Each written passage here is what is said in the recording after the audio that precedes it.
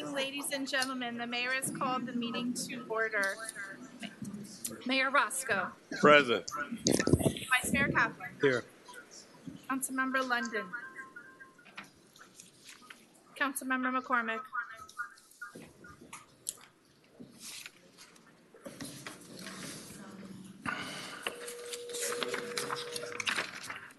Councilmember Moss. Here.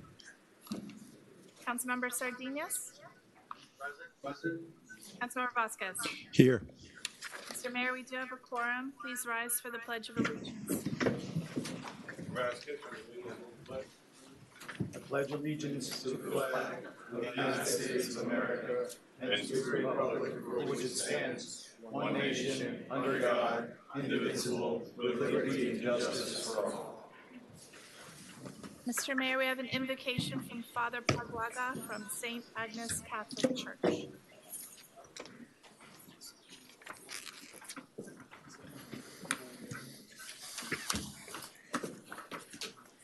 We have been asked to serve, Lord, and we have agreed. Help us to know our fellow board members, their gift, their concerns, their lives. We're doing your work, Lord, and your love for them is above all personal. Help us welcome conflict as a sign of the diversity in this board, as an opportunity to reach for creative solutions. Help us recognize this diversity as a sign of your capacity to love us all, and help us to cherish it as a great strength. Help us to actively listen with an open and inquiring mind, free from prejudice. Help us to approach issues with our spirit dependent on yours, for the strength to make hard decisions. Help us to learn to use our gift to promote and through thoughtful discussion of the important concerns in our community.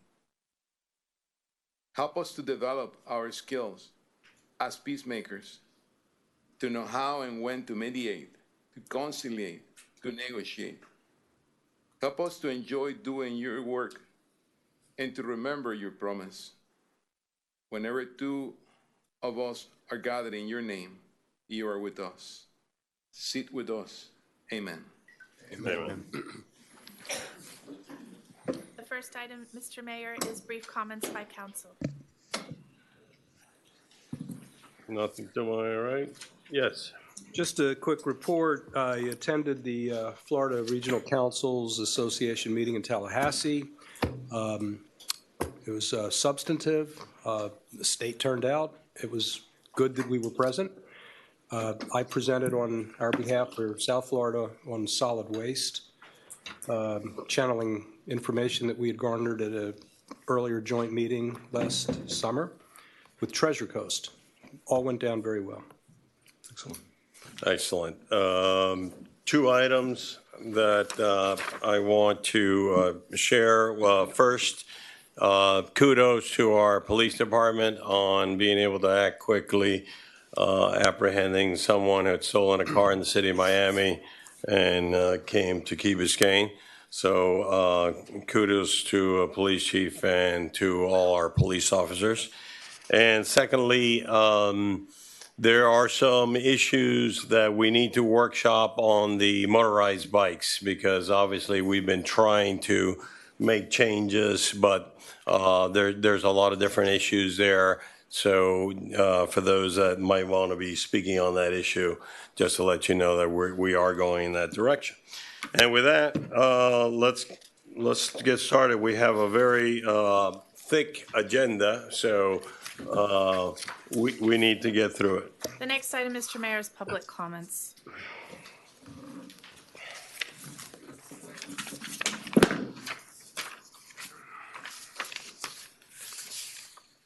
First speaker, I have former Mayor Lindsay.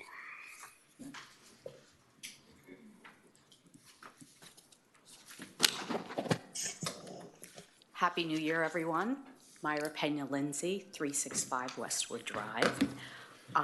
Congratulations, Mayor. It's nice to see you on the dais. And Councilmember Vasquez, it's nice to see you as well. Welcome. I am here to speak on agenda item 10D, the Key Biscayne Vision Plan. I'm a little concerned. I'm asking if you'd please consider a deferral. When reviewing the agenda item, I was trying to do research and see exactly what was being proposed. Unfortunately, Exhibit A, which is the vision plan, was not attached. And so it was impossible to know what you all are contemplating for today. This is a important item, and I would ask that you defer it and you circulate it, you make it available, whatever final draft you have, because there's so many drafts it's impossible to keep up. Please circulate it, let's discuss it and move forward, but if you would consider deferring it today, I would appreciate it. Thank you. Thank you for your comments. Next speaker, Ceci Sanchez.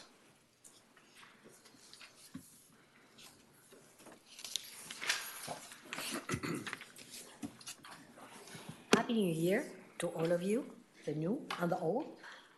I have a question and a suggestion for you.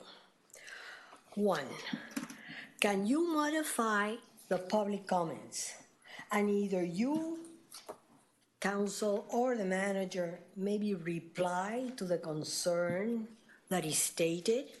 I believe this will encourage more resident participation. Sometimes we come, sometimes there's very interesting comments or questions, but then they're left up in the air. No one answers them. I know so far you cannot respond. Is there a way somewhere that maybe you can allot a time or you can intervene, and maybe if somebody has a question or a suggestion, maybe you can say something about it so that we know what happened? That's one suggestion. And then what I wanted to ask is what exactly, why are you considering approving the 2040 vision plan? I do not understand, and please, I want to be informed. I do not understand. Was this kind of rejected in the charter amendments by a large majority? So if you are about to approve something, how does that work? Did the residents reject something and then you are approving? Is there any way that you can explain how this works? I don't understand that. I'm sure a lot of other people do not understand it either. And then, is there a way, please, that you can consider a zoning seminar as soon as possible so that we can get educated, especially if the entry block project is supposedly coming up sometime in March or is going to be introduced in March? Can we become educated of what is presently allowed in our zoning so we can just understand? There are certain things that we were scared, especially we all kind of were at awe about the size of St. Agnes. I've mentioned this before. What is exactly what is allowed? And, you know, we residents would like less density, less bigness. Please, listen to us. Thank you. Thank you for your comments. Last speaker I have, Fausto Gomez.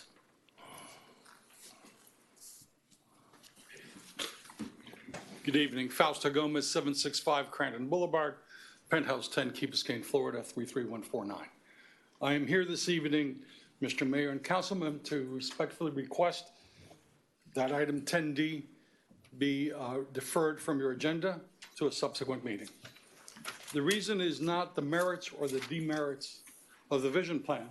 The reason is the process. And I think that the process needs to be a lot more inclusive. We frankly, you have a final report that is supposed to be heard with you this evening. If you look at at your website, there are a significant number of interim reports. The final report is not classified as a final report. It's simply classified as a draft report. If you look at the last draft report to what is now supposedly the final report, there are 10 pages of difference. There are different sections. And I think it's important for the citizens of Key Biscayne to recognize what you all are voting for and what is the vision that is going to be moving forward. Again, it is not the night to discuss the vision plan, but the process, and simply ask for you to defer it. Thank you.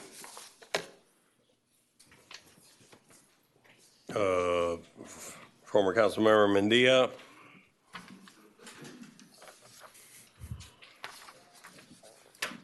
Good evening, Council. Thank you for your work, and Happy New Year to all. George Mendia, 111 Island Drive, Key Biscayne, Florida. As a member of the Vision Board, I share some of the concerns, but I think it's really important for people to recognize that what we've put together over a 3-year period is a living document, which you will ultimately get to decide how you may want to change it. So what you receive, whether it's what gets discussed today, although I understand it may not get discussed tonight after all, it'll fall on you, and you'll get a chance to go over it and decide what parts you like, what parts you may not like, and ultimately that'll be the current vision plan. But that one will get amended over time as our needs become more evident and opportunities come before us. So keep up with the progress. It's been a great 3-year progress, most public and transparent process we've ever had in this village. And I think the outcome will be great, but I'll leave it up to you. It'll be in your hands sooner than we think. Thank you. Thank you for your comments. Louisa Conway.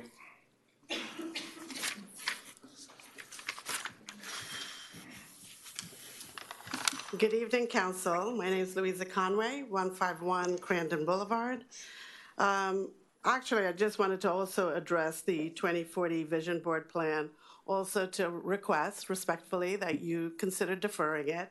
And thanks to former Council Member Jorge Mendia, he actually pointed out something that I was going to ask, is if you could, when you take a look at the plan, decide which things you can use and which things you can't. And I'm hoping that you will pay attention to the 62% of voters who opposed the charter amendment regarding land development regulations.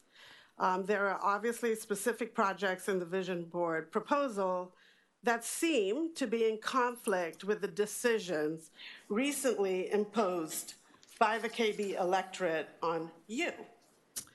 I would also like to request that we revise aspects of the Vision Board plan that they've submitted to you. I think we need to stop going around the charter on zoning restrictions by authorizing variances on structures that are fundamentally changing the aesthetics, environment, and natural beauty of our island. We've got to listen to the people. They voted, they understood the issues. They never had an opportunity when the county built a bunch of condos on the island. And I think the amendment is put in place because they would like to protect the island. And I think we should respect that vote. Also, I know there's interest to develop the entry block. I ask council to consider using your power of eminent domain. Since council loves purchasing passive parks, this might be a great opportunity to turn the entry block into a passive park with eminent domain. The voters have made it clear. They want no more concrete jungles. They would like to have a say. And I hope that council will place the interests of residents above developers and high-powered lawyers and law firms seeking to change Key Biscayne into Brickell. Please direct the village lobbyists to oppose Representative Alina Garcia's ballot initiative to ban voter requirements for changing zoning. Our village has consistently lobbied against preemption by the state of Florida. And on behalf of our voting residents, please respect their voice and voting rights to protect the island. Thank you very much. Thank you. Okay, public comments is finished. May I read the online instructions? The Zoom instructions? Okay. Please call 305-365-7569 enter Zoom ID 231-627-8415, then press pound. There's no participant ID. Press pound again, and then *9 to enter the queue to speak. If you joined via the Zoom app, please click the Raise Your Hand button.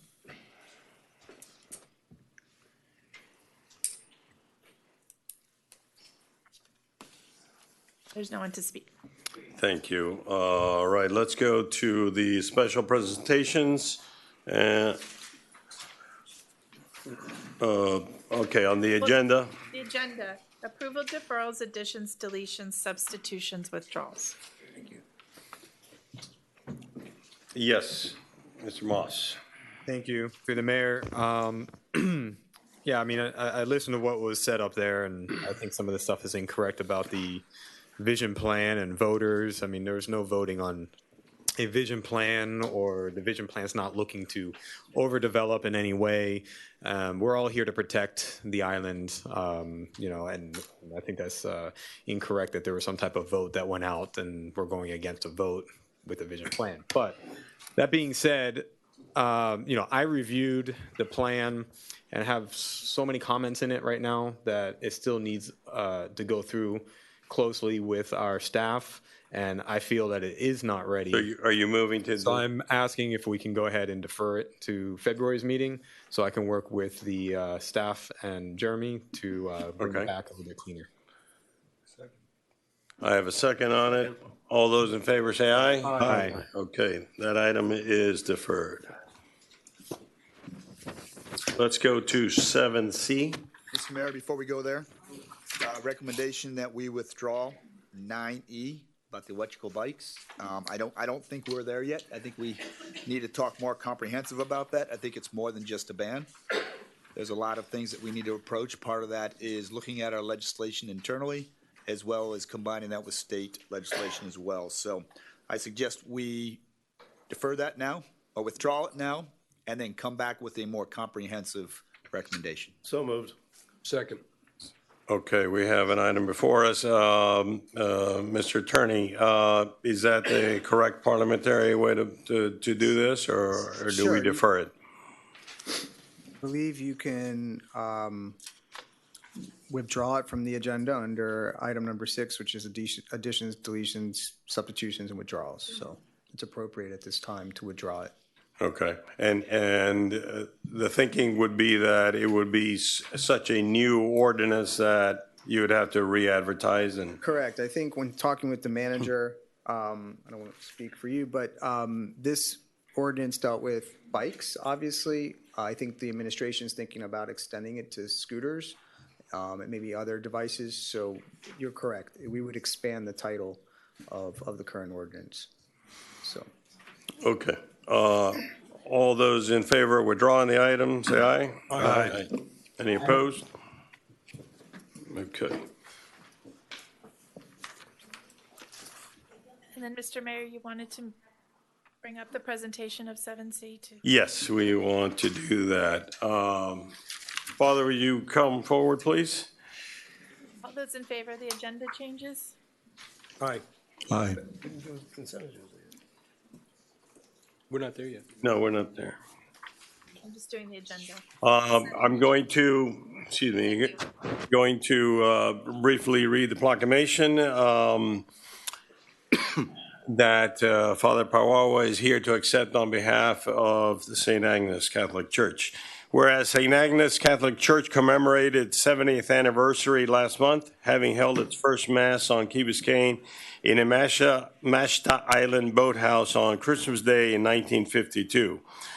And whereas St. Agnes Catholic Church, whose land was generously donated by the Mackle brothers, built an auditorium 2 years later to temporarily use as a church to serve its 75 parishioner families. Whereas St. Agnes Catholic Church has an active, diverse parish, whereas St. Agnes Church has an important part is an important part of this community over the last 70 years as a place of worship and spiritual growth. Now, therefore, I, Joe Rasco, Mayor of the Village of Key Biscayne, do hereby issue the proclamation of recognition to St. Agnes Catholic Church on the occasion of its 70th anniversary, celebrating faithful Christian service to the community and beyond, and enhancing the lives of Key Biscayne residents.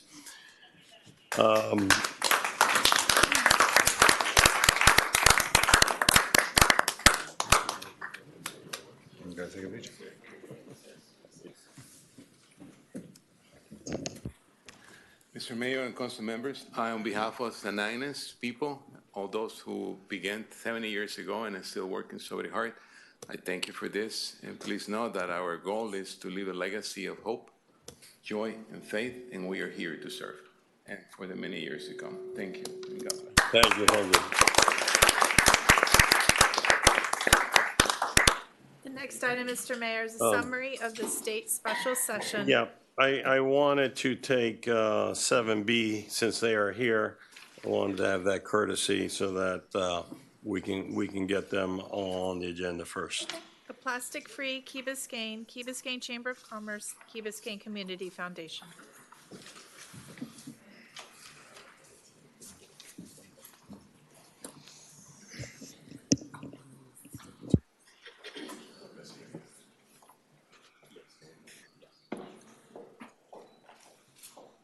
Good evening, Council. Happy New Year. Happy New Year. Do I have to give my address? Yes. Melissa White, 370 Heather Lane. It's so nice to be here. Start of a good 2023. Congratulations to the new council members. So we're bringing forth an initiative that Manager Williamson thought was going to be really great for Key Biscayne, and this is a wonderful opportunity of private, government, nonprofit partnerships to try to do good in the community. And we're going to let Tatiana from the Chamber. I would just like to, Tatiana Chiochetti, I'm representing the Chamber of Commerce, 88 West McIntyre Street. And before Rumia gives her wonderful presentation, I would like to give a shout out to Novecento because we sent our first registration for the Plastic-Free KB, and Novecento was our first restaurant. So kudos to them, and they're doing a great job. Great.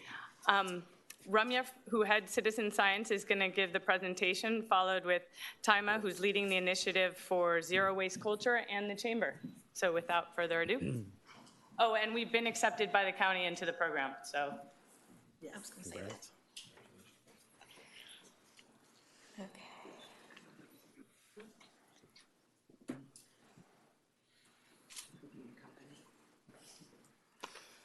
Isn't this working? Why am I being dumb? How do I make this to a slideshow? Oh, there we go. It's right there because I'm just. Okay. Hi, my name is Ramya Sundram. I head the Key Biscayne Citizen Science Program, and I'm the Director of Environmental Science for the Key Biscayne Community Foundation. I'm just going to explain to you quickly about the Plastic-Free KB program. As Melissa mentioned, we were accepted into the county's program, which is Plastic-Free 305. And so we just found out about that a couple of weeks ago. So it's basically based off of their program. We are working with the Chamber and also hopefully with the Village on this, and we have several other organizations that are planning on helping us with this initiative. So the idea is, as much as possible or entirely, to eliminate single-use plastics on Key Biscayne. I'm sure anybody, all of you I assume, who have been to the beach or anywhere, you see them everywhere. We constantly have cleanups. There's never a shortage of trash when we go to have cleanups or we're trying to clean up the streets or anything. So through our partnerships with other local environmental nonprofits, we are planning on setting up a 3-tiered certification system for local businesses so that they can reduce their plastic use, and then also incentives for residents to also reduce the amount of plastic that they're using. So this is just a quick slide, just some pictures of some of the initiatives that we already have. pictures of some of our beach cleanups, our park cleanups, things like that. A few pictures of the animals that are affected by the trash when it gets in and around their habitats. The bottom left picture is actually Zero Waste Culture's composting site, which many of you know they have in Billbag State Park. And they have made a huge, huge amount of compost. And they have memberships that sign up, and that is reducing a lot of the food waste also. So we want to continue to reduce the amount of waste we produce, whatever it is, and become a more sustainable society. Key Biscayne has been working on becoming a more sustainable village for quite a while now, starting back in 2007 when the Village Council approved Village Goes Green initiative under Mayor Vernon. And since then, there have been several steps. 2008, a resident-led green committee was created. 2013, Mayor Kaplan revitalized excuse me, the Village Goes Green initiative by creating and appointing an official green committee. I'm going to ask her. 2014, the Green Committee, with Councilmember Holloway as liaison, created the Key Biscayne Sustainability Plan.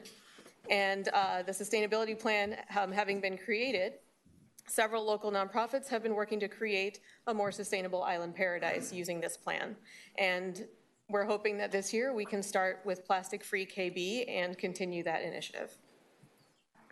Some of the partners that we're going to be working with, and hopefully we'll be able to add to this list, obviously Key Biscayne Citizen Science Program, my program. The majority of what we do is educational. So we try to teach the residents about anything science related, but also anything that, helps to make them care about the environment and, want to protect the resources that we have here. Miami Waterkeeper, we've been working with them for many years. They do water testing on the Key, and they work on many other initiatives throughout Miami that have to do with not just sustainability, but water quality, which goes hand in hand. Free Plastic is, excuse me, is a new organization that just started 2 years ago, I think. And what they do is they have what they call plastic farmers, which are basically people that do beach cleanups. They use that plastic that is collected from beaches, and they create art and furniture and earrings and all kinds of things with it. So the idea is to take this type of waste and create something that will not be thrown away. Fill a Bag, many of you know, run by local Manny Rionda, that they have the buckets on the beach that people can pick up and just pick up trash while they're at the beach and then go dump it and hang the bucket back up on the post. A Zero Waste Culture, I mentioned earlier they're composting, but then they also have a lot of workshops and educational programs to teach about sustainability. And I didn't know it was timed for the... and the Rosensteel School, we work with them on many of our initiatives throughout the years, seagrass restoration, toadfish white paper, coral restoration, climate change, all kinds of things. Our goals are basically, as we've already told you, we've joined the county's plastic-free 305 program. We want to do outreach to Key Biscayne businesses, educate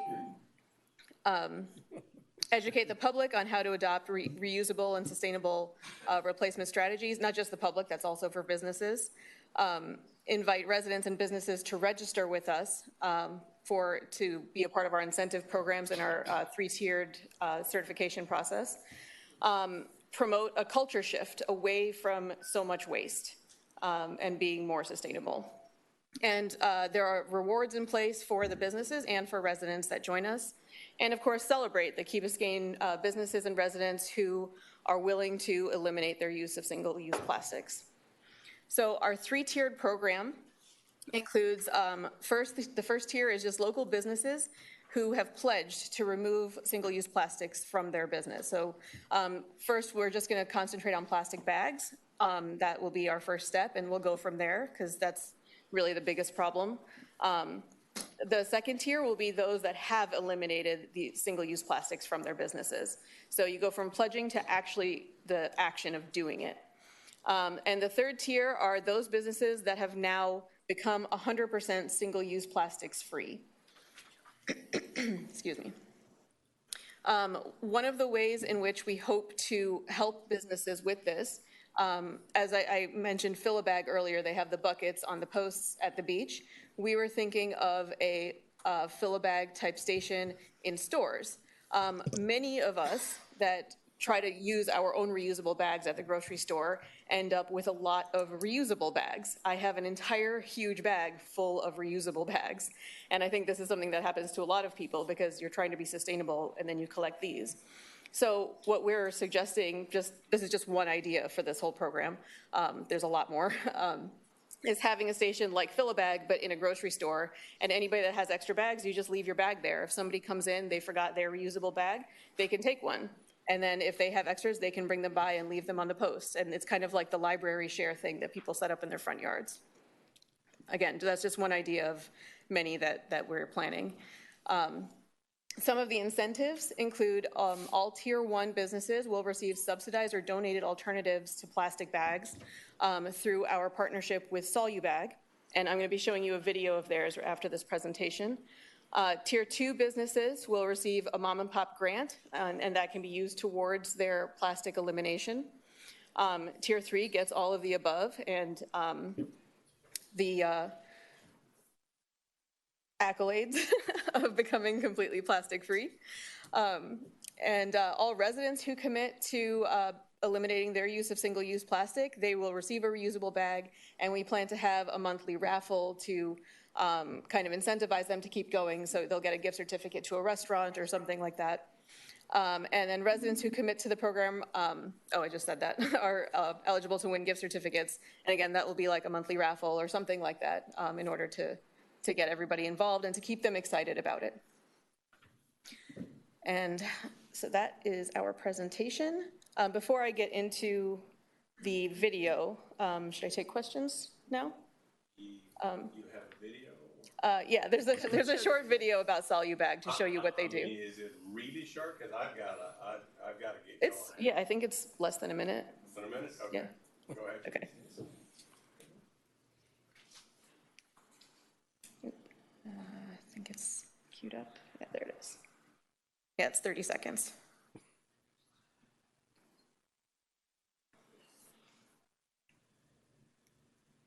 Oh. There's no sound. Yeah. There we go.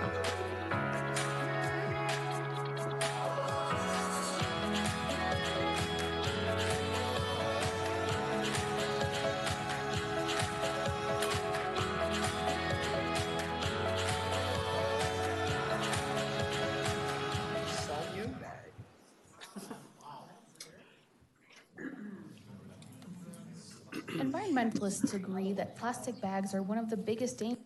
Mayor, I have one quick question. One quick question. Yes, so what about styrofoam? Because we do see that a lot. Is that part of this program? Because what the alternative is to plastic, you know? Yeah, styrofoam is part of the program. Okay. It's included in the list of single-use items that Plastic Free 305 lists out. We're just targeting plastic bags initially because that's the biggest problem, and then we're hoping as each year as the program goes on, we can target more and more of the single-use items like that. Excellent. Thank you. Pretty exciting. Right. I will leave you. Great step. And just so that you know, I've asked the attorney to draft some language to put together a sustainability advisory board officially for the village so that we can deal with these kind of issues and promote these kind of things that you're talking about. Okay. And our last special presentation. Summary of the state special session on home and flood insurance and its impacts in Key Biscayne. Paul Lowell with Converge. He's with us via Zoom.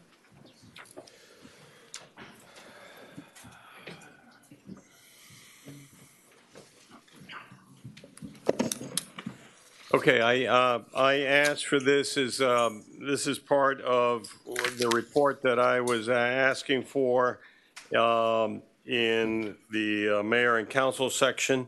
I believe that's section 13A. So this also takes care of that item. And this is the report that I asked for. Yes, sir. Are you there? Hi, yes, sir. Good evening, Mr. Mayor, members of the council. Appreciate your time and opportunity to present on special session 2022-22A on the property insurance special session. My name is Paul Lowell. We're a partner with Converter Loan Strategies, and we represent the village in Tallahassee. This is a fairly weighty topic, so I'm going to try to keep it brief and to the point, and at the end talk about what it means for Key Biscayne. So right off the top,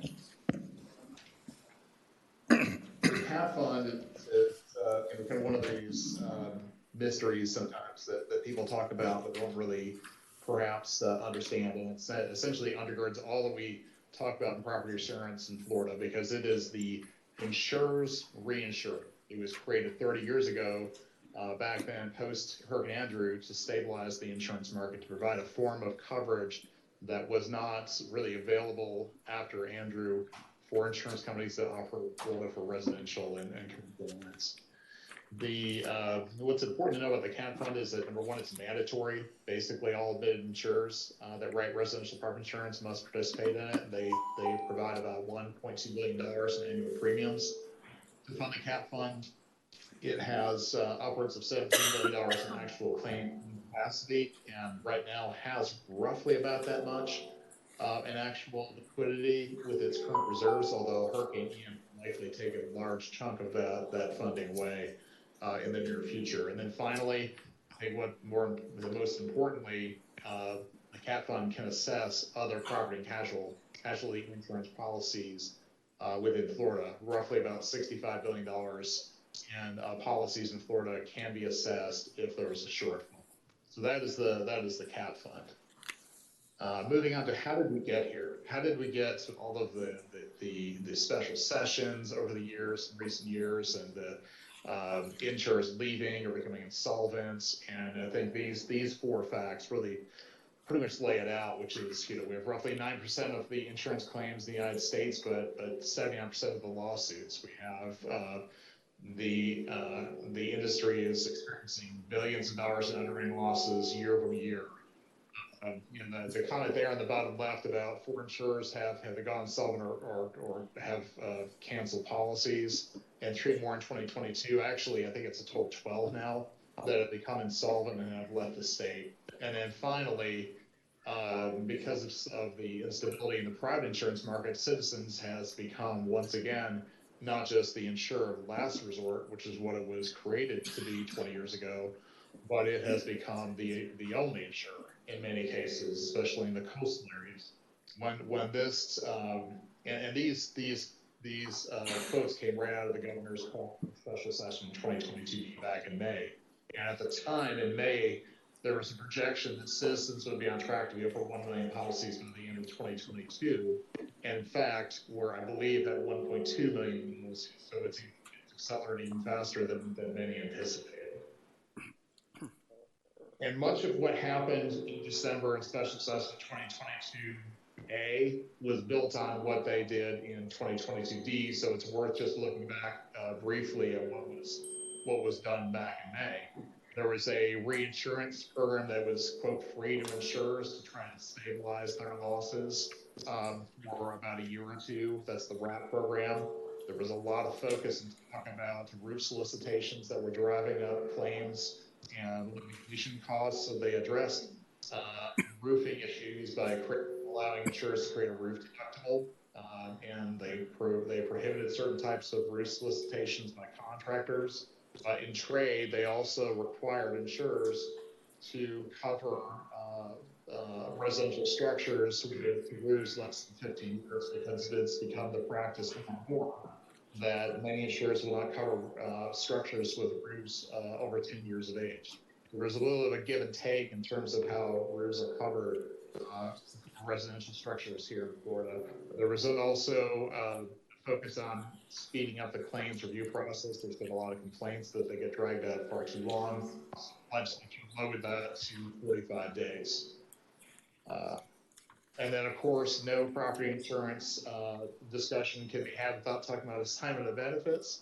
So, and attorney's fees. So back in May, the legislature eliminated attorney fee multipliers, which essentially multiply a reasonable rate that can be many times more than what an attorney multipliers obtained based on the complexity of the case.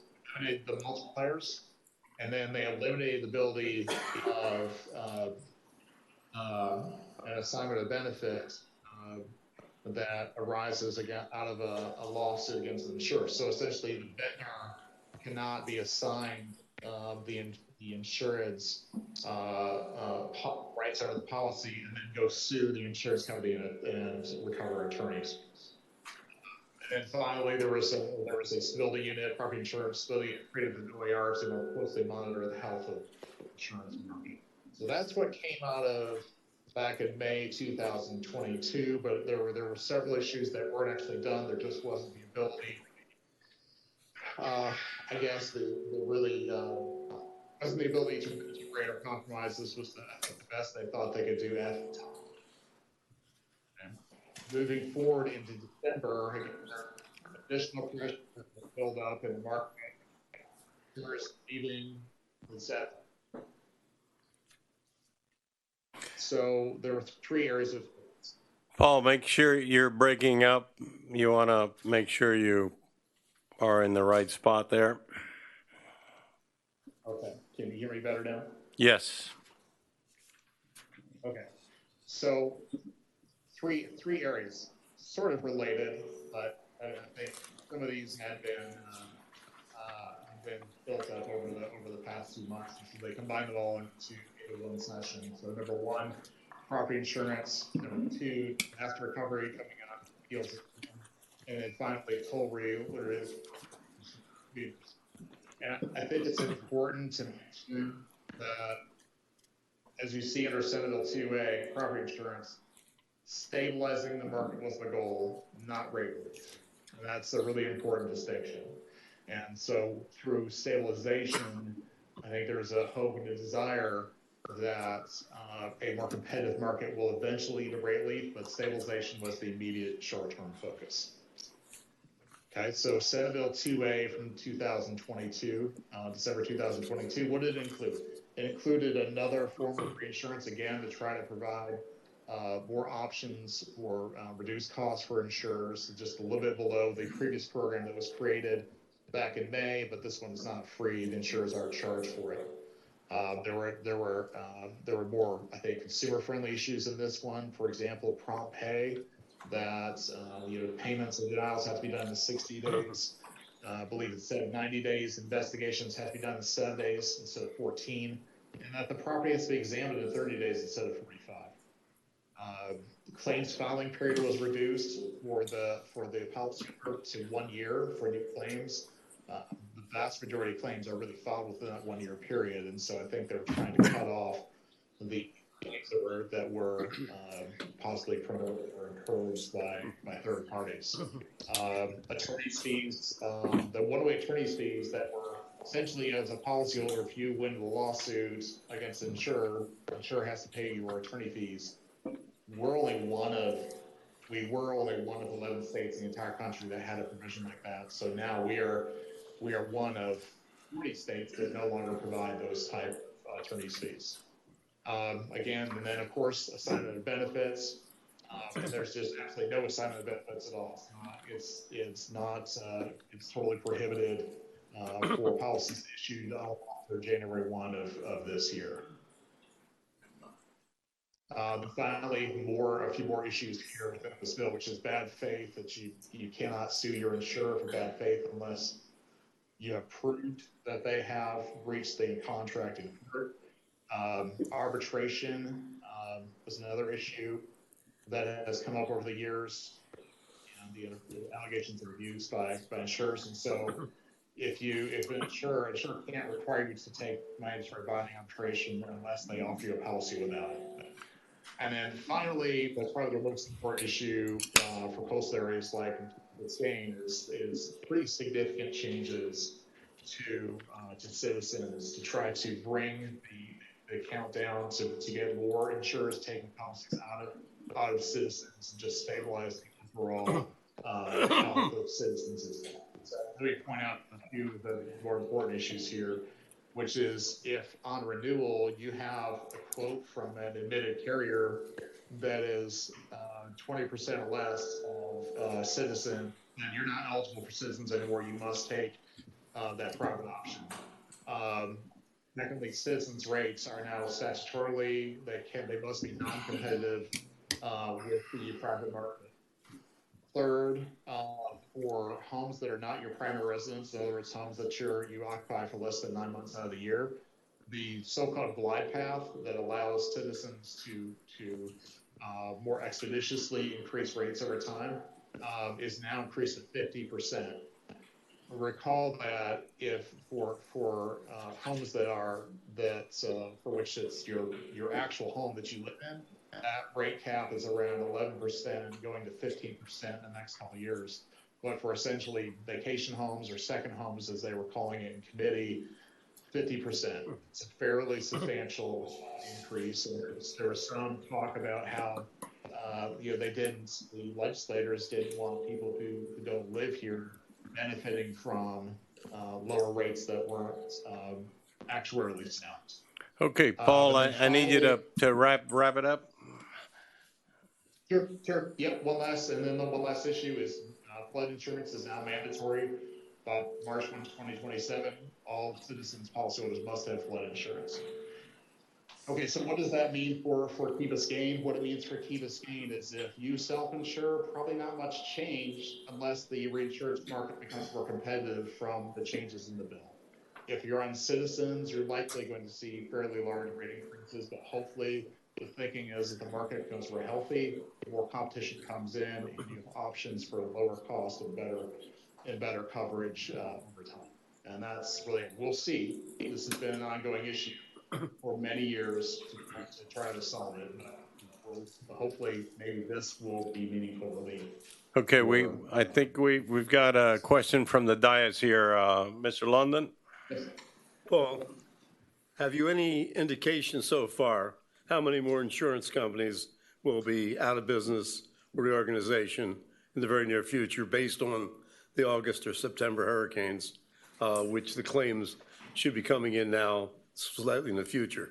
I've had all kinds of numbers, but the numbers I've heard as far as the number of insurance companies going broke is very high. When that does happen, Citizens obviously is not going to lose policies, they're going to gain policies. Therefore, for Key Biscayne, what kind of limits is Citizens going to have on the value of a property? Is there going to be any limits? In other words, $1 million house, $5 million house, $10 million house? What's the limit going to be? That is a very good question. And it's not entirely, first of all, it's not entirely clear what the impact is going to be to the private market.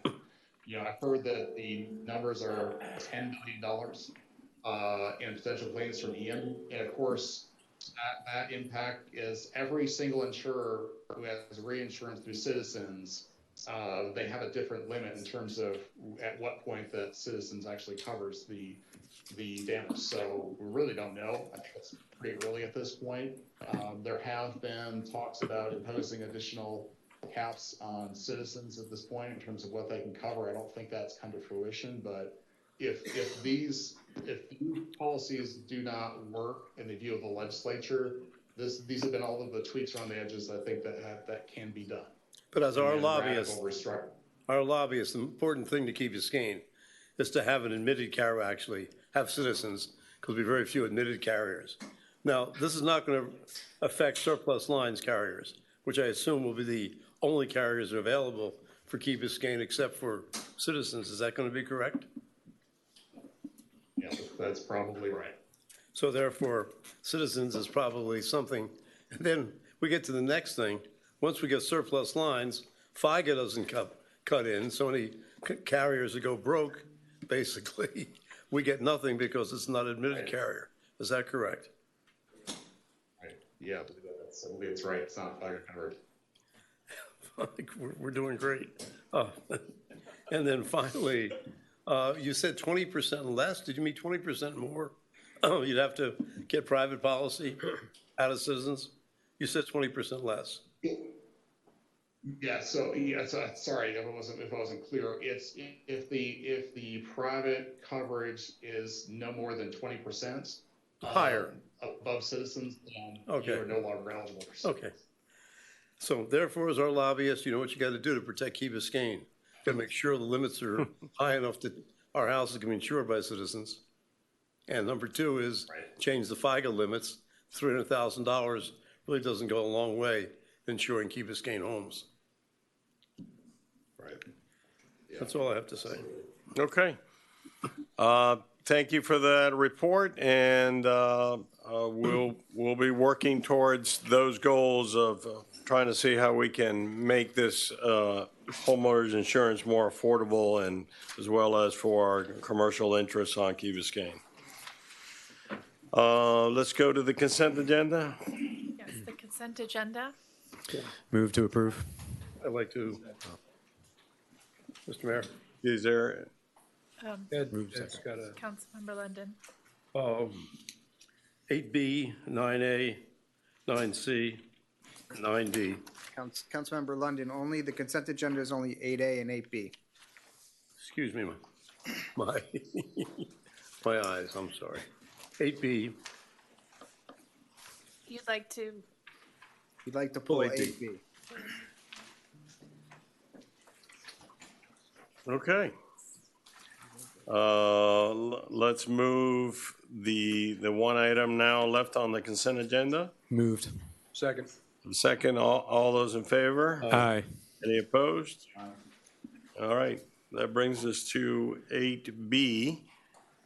B, a resolution of the Village Council of the Village of Key Biscayne, Florida, approving a memorandum of agreement between the City of Miami Fire Rescue Department as the sponsoring agency of the South Florida Task Force 2 of the National Urban Search and Rescue USAR Response System and the Village as a participating agency of the task force, providing for authorization and providing for an effective date. Moved. Second. The item is properly before us. Please tell us what we're going to be talking about here. Good evening, Honorable Commissioner, Council members, Councilwoman, Councilman. What we're dealing with today is a continuation of the memo understanding with the Urban Search and Rescue Team. Key Biscayne has been participating with the Urban Search and Rescue Team Task Force 2 since its inception 25 years ago. This team has responded to 9/11, Katrina, Puerto Rico, the tsunamis in Haiti, as well as multiple hurricanes across the state of Florida. This is the teams you see, the FEMA teams you see responding. We are sponsored by the City of Miami, and about a dozen departments around the South Florida area participate with them. In order to participate with them, we have to sign this memo of understanding. It basically outlines the obligations and responsibilities on both sides. Okay. As far as value in this, not only is it a necessary service for the type of area we live in, but it makes us a player in the emergency management community. We have several members of our fire department that have traveled worldwide and have participated in numerous events like this, and they are instrumental in our emergency management planning and our expertise. Okay. Any other questions? Is there any cost associated with this? The direct cost is we provide whatever training we can internally, and if there is a deployment, if people are deployed, we compensate them as our normal employment, and we get reimbursed by FEMA through the team. So we're fully reimbursed for having our folks go somewhere. Similar to Florida responses that we've done with several of our people who have been responding as task force members within the state of Florida, we get both compensated for the hours they would have normally worked. We get compensated for their hours and their benefit rate, and we get compensated for time and a half and the benefit rate for any hours that they're paid over those hours. Okay. Questions, Mr. Vasquez?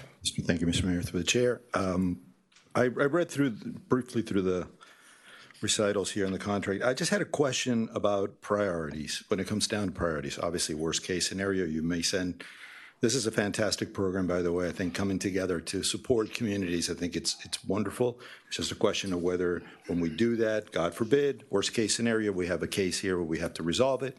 How do we handle that, and how does that? Excellent question, and it's actually defined in that way. That's why there are teams across the nation, and any team that's in a ground zero targeted area is not released. We don't need, the team itself isn't even questioned if people available. And then on top of that, there's no mandatory participation. If we have an event, the first thing we do is we come back to the chief, go to the manager and say, you know, this is what we have and can we clear these people? There's no automatic, you wake up in the morning and half my department is gone. Before we disperse, before we travel anywhere, we go through the clearance first guarantee to Key Biscayne is safe first. Our first and primary responsibility is the residents of Key Biscayne for fire, rescue, emergency services. Another brief, sorry, just two questions, and I'll, equipment, is there anything that we need to purchase, or is there anything that if we purchase, we get refunded and? Actually, the or will we equipment is provide all the equipment? purchased through the task force. It's all housed at the city of Miami. They have a warehouse over there on the river, and it's all housed and stored there. We as the department don't purchase anything. We actually do get some funding from the UASA Urban Area Security Initiative, that we get some equipment that if there is a need for it, they could call it up. But that's all 100% grant for us basically holding and maintaining equipment for them. Great, thank you. Councilmember McCormick. So I have two questions. One, I just thought of when you said that we get some equipment that we hold in case it needs to be called up. Can we use that for our regular operations while it's not called up? Yes, Okay. There's a lot of equipment that comes out that way that we actually get and distribute it, and it has a wear life to it, and we use it up. And we use it, But and if during they that pay for it, lifespan- we use it, Yeah. but if they need it, they get They it. call it up, exactly. Okay. Then my other question was, when you spoke of reimbursing, Yes. it sounds like they reimburse any costs that we have for the person who's deployed, but I'm guessing it probably costs us a little bit more because we're probably paying overtime for the people filling their positions while they're gone. They'll compensate all our expenses. Okay. For example, if we don't backfill, if I don't need anybody, they will pay the hours that we would have paid that person anyway. But because you don't have use of him, they'll pay his salary and his benefits. If while he's gone, I have to pay somebody to fill in for him, they'll pay for the overtime for that. Okay. And if he's working more than his scheduled hours and he earns overtime, they'll pay for that. So it comes out, there is a time delay between the time we file and the time we recover, but the actual cost is covered. Okay, thank Good. you. That's it? You answer all the questions. Okay. Oh, thank you very much. If I see no other questions, the items properly before us, all those in favor say aye. Aye. The opposed? The next item is an ordinance on first reading of the Village of Key Biscayne, Florida, amending ordinance number 2022-06, which adopted the budget for fiscal year 2022-2023 by revising the 2022-2023 fiscal year budget amendment number 3, providing for implementation and providing for an effective date. Move. Second. Moved and seconded. This is an ordinance on first reading. Mr. Attorney, do we have to open public hearing? No, on first reading, no. Okay, very good. Yes, ma'am. Yes, Mr. Mayor, council members, this is the rest of the capital improvement program from fiscal year '22 that needs to be brought over into fiscal year '23 so we can work on and complete those projects that had not been completed. None of these projects are asking for additional funding. This is just funding that was already allocated in the prior year that needs to be brought over. Rollover, yeah. Okay, any questions? Mr. London? On your list, you have two things. One is the formulate and promote resilient infrastructure integration and implementation program, $1,049,000. What's that for? That's the comprehensive resilient infrastructure. But who's it, is that a contract we have?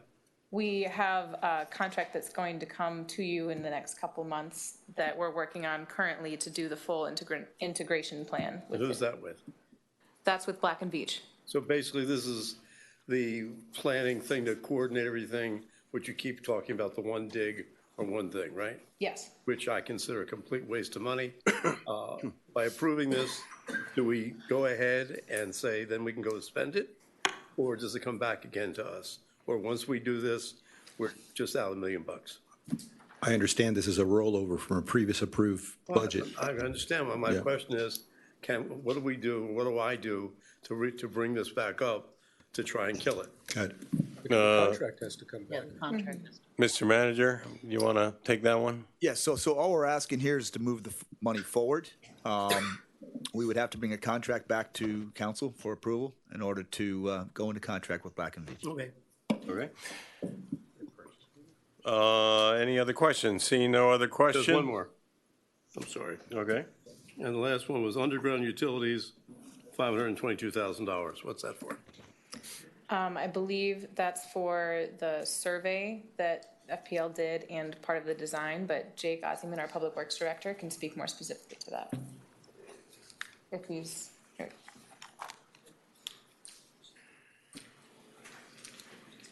Good evening, Mayor and Council.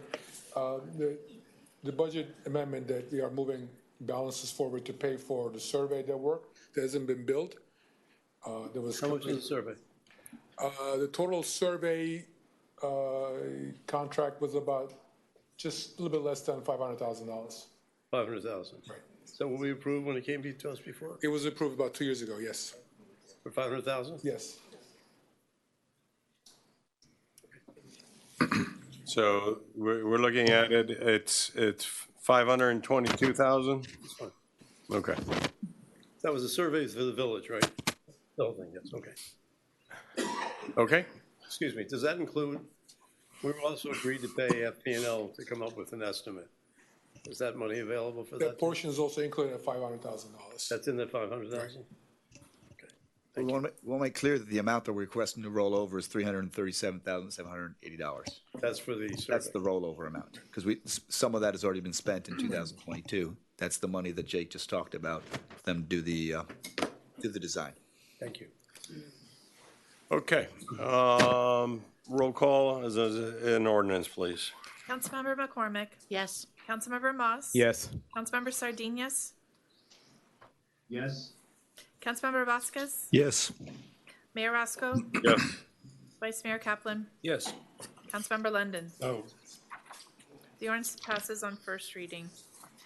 The next item is the first reading of an ordinance of the Village of Key Biscayne, Florida, amending Chapter 21 of the Village Code of Ordinances to establish construction and permitting requirements for construction work in the public rights of way, providing for severability, providing for codification, providing for conflicts, and providing for an effective date. Moved. Second. Been moved Thank and you. seconded. Mr. Osmond, tell us what we're doing here.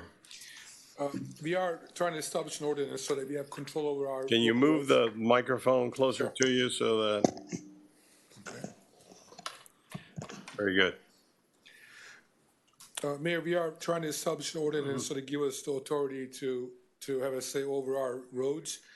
There are several different agencies that do work in our village. Some of the communication companies, FPL, AT&T, Comcast, Miami-Dade County Water and Sewer.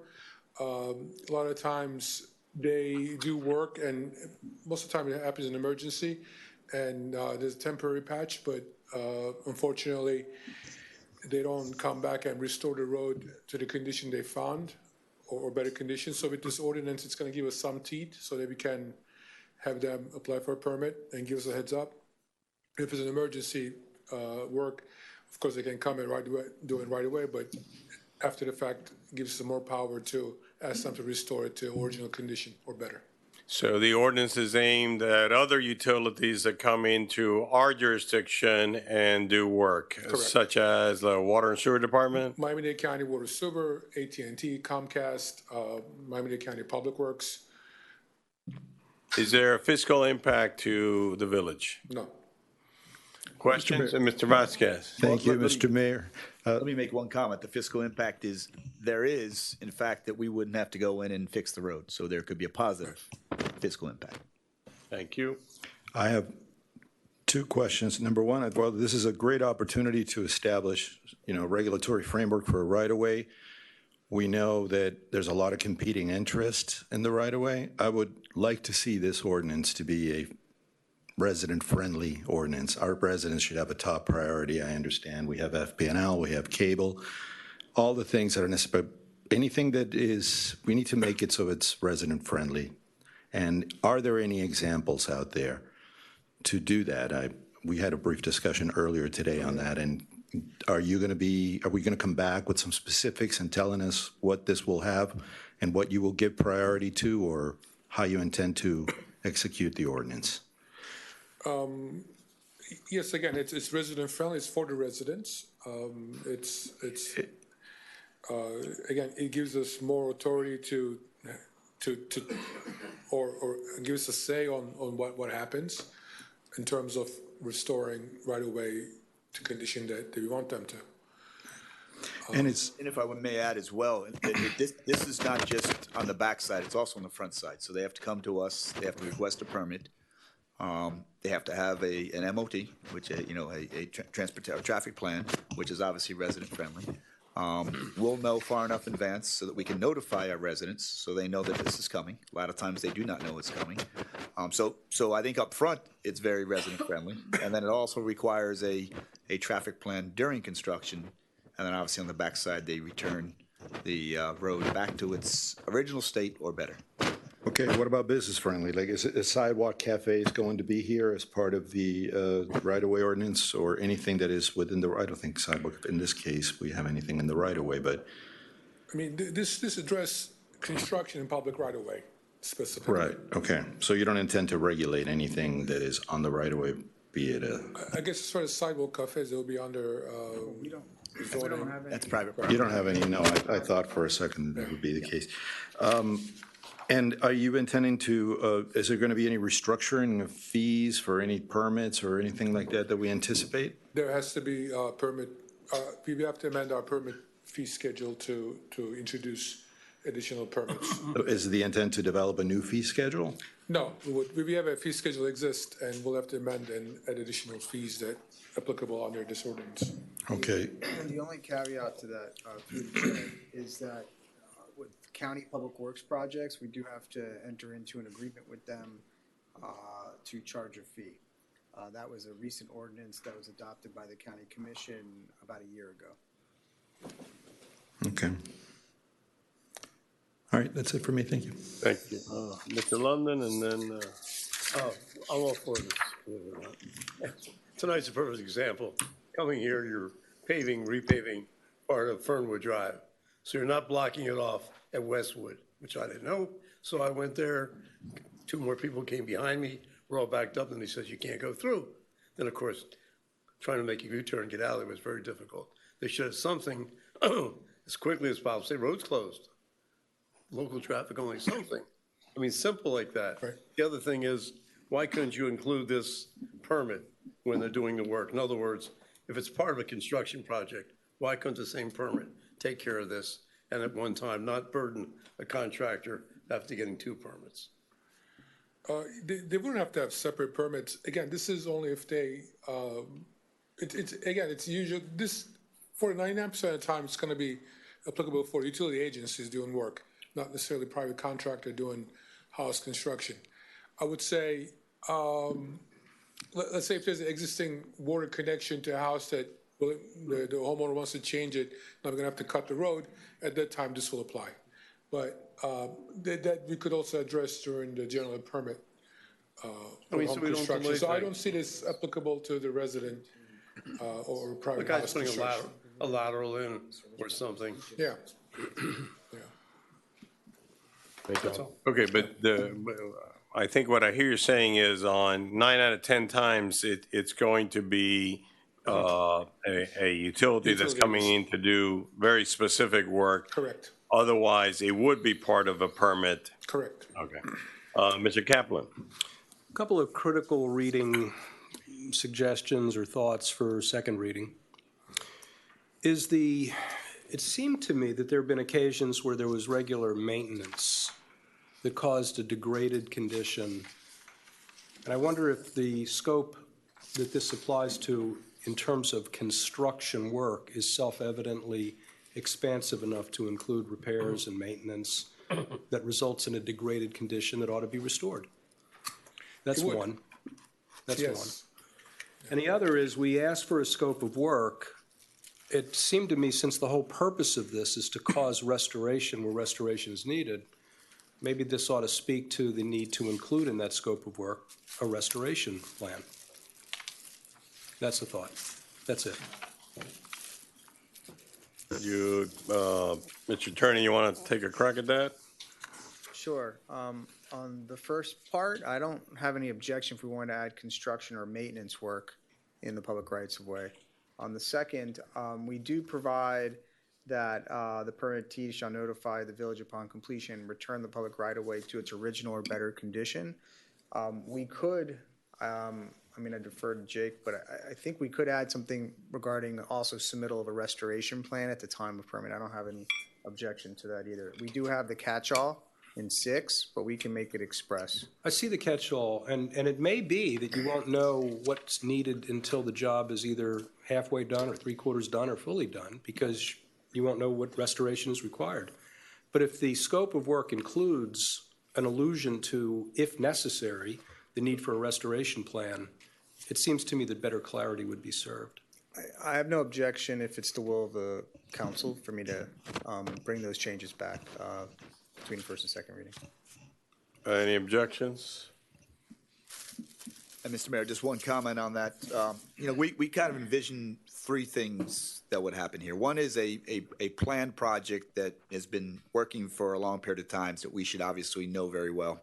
Another one is just one of those maintenance repair things that come up, not an emergency, but that's come up and say, we need to take care of this. And then, of course, there's the emergency one. These apply to the first 2. The last one still, is an emergency. So obviously on the first one, we can definitely get a scope of work with a restoration plan. The other one is going to be kind of iffy, and I'll talk through Chad and Jake to make sure the proper writing in there to figure out. Because again, we don't want to slow them down. It's all about information, and it's all about making sure that we have good traffic control and traffic flow. Right.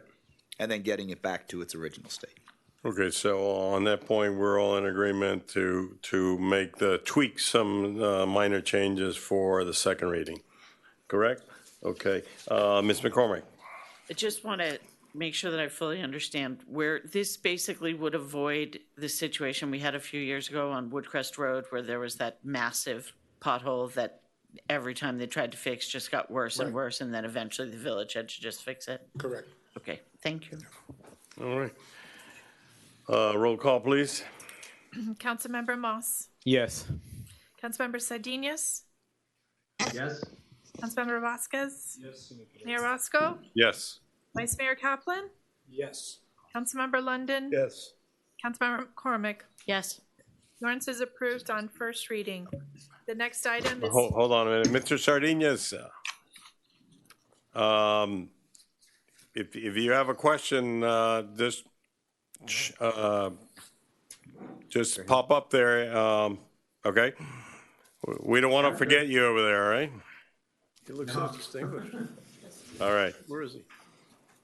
I've been asked to ask, where are you? He's skiing down a mountain now. I'm in Nashville. That one. What is it? Nashville. Nashville? Oh, Nashville. Nashville. In our satellite office with that background. All right, next item. The next item is the second reading of an ordinance of the Village of Key Biscayne, Florida, concerning the village's stormwater project relating to the Clean Water State Revolving Fund Loan Program, making findings, authorizing the loan application, authorizing the loan agreement, establishing pledged revenues, designating authorized representatives, providing assurances, providing for conflicts, severability, and effective date. Moved. Thank you. Second. Being moved and second. Yes, ma'am. Yes. This is the Clean Water State Revolving Loan Fund that we've applied for the integration implementation plan for our resilient infrastructure program. It's in the amount of $870,000. We are by no means obligated to take out that entire loan. This is used as a line of credit through the FDEP program. And as such, it gives us the opportunity to work closely with the project manager through that program that'll shepherd us through future revolving loan fund applications for even bigger amounts for our construction of all the projects that come in that plan. Question, Mr. Vasquez. Yeah, through the chair.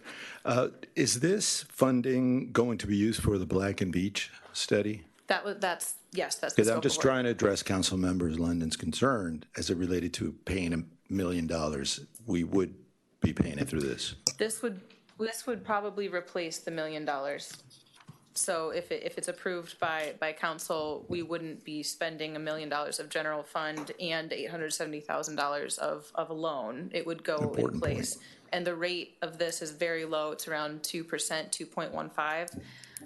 And I think that we're getting, Benjamin, correct me if I'm wrong, about 4% on our 4.5% on our interest. So it's a good rate.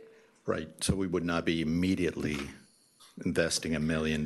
We would go into a certain Correct. loan that would pay for that amount at a very low interest. And even better is this is considered pre-construction costs, and we wouldn't need to pay back this amount until all pre-construction is complete. And at that point, we have 6 months until the first payment happens. So all of the design of the projects that would come through would also be included in that pre-construction timeline. Are there more of these around? More of these loans and more of these? Oh, yeah. This is statewide. This is a hundreds of millions of dollars kind of program statewide. So a lot of the money that the federal government went through the IIJA, that was environmentally in nature. You know, obviously the FDOT has a good, USDOT has a good relationship with FDOT, so they send them directly money. The EPA does not have that money. So what they did is the federal government actually dumped money into From the IIJA. the state revolving funds. So that they got a big uptick of money last year. And not to digress, but it's important. I mean, did we get an opportunity to brief council on the IIJA and the opportunities that are there? Is it a good, because I'm hearing questions and concerns about spending a lot of money, but I'm also seeing that we have a huge federal bill that has provided trillions of dollars, to handle resiliency. So I would like, if there's an opportunity through the chair, to just brief us on what's out there and brief the public on the opportunities that lie ahead. I think that's an excellent idea. It would take a little bit of preparation, but we have all briefed ourselves internally, but creating something that's easily understandable for you and the public, especially as we approach this big investment that we might be making in our infrastructure and how that could be paid for. That's partly what Black and Beach is doing with the strategy document we're developing right now, but a specific briefing on the funding piece, I think, would be very important. So I would recommend, Mr. Vasquez, to put it on the next agenda for your as a report so that we can all listen to that next time. Okay. Do I need to make a motion or? No, not necessary. We got Okay, it. you just included it. Okay, great. Thank you. And one thing I do want to add to that, Mr. Mayor, is as I think we anticipated, the rules around a lot of these laws are loosening somewhat. And so this is something we need to continue to watch. Many of these are much larger programs that we aren't necessarily eligible for. But what we're seeing is because money isn't being spent as quickly as I think the federal government hoped it would be, they're beginning to change the rules. So we have Colleen looking very closely. We have Jim Davenport up in D.C., our lobbyist up in D.C., looking at these very closely as well. Thank you. We have a question from Mr. London. Are we restricted what we can spend the money on? It's specific to the scope that we provided, which is basically a stormwater master plan update through the integration and implementation plan. So implementation means the actual construction. It's the program that describes in detail how all the pieces of our resilient infrastructure would be upgraded over the next 10 to 15 years. So if we don't need it, if we still borrow the money, what do we do with the money? If we don't need it, we don't borrow the money. But if you borrow the money, you have to use it, you just can't return the money. We have to use it for the specific thing that we applied for. So this will be paying Black and Deach. This would be whatever consultant team is involved for this particular scope would be getting that money. It's Black and Beach, yes. Would the scope also include design or just be coordination? For this particular project, Yeah. it's the planning portion, but at completion of that plan, the program strategy, they would also be involved in any loan that we would apply for from a design standpoint to go forward. So my question is, could you use this money for design? No. Okay. So the only thing you use this money for someone to tell us how to do it? Yes. Okay, thank you. So therefore, to borrow cheap money for something you don't need, what I don't believe you need, is a complete waste of money, whether it's 2% or 1%. But you all know where I stand. Well, Are you finished? Thank you. Mr. Vasquez. I think it's important to note that this money, obviously is asked specific loan for a specific study that we're doing.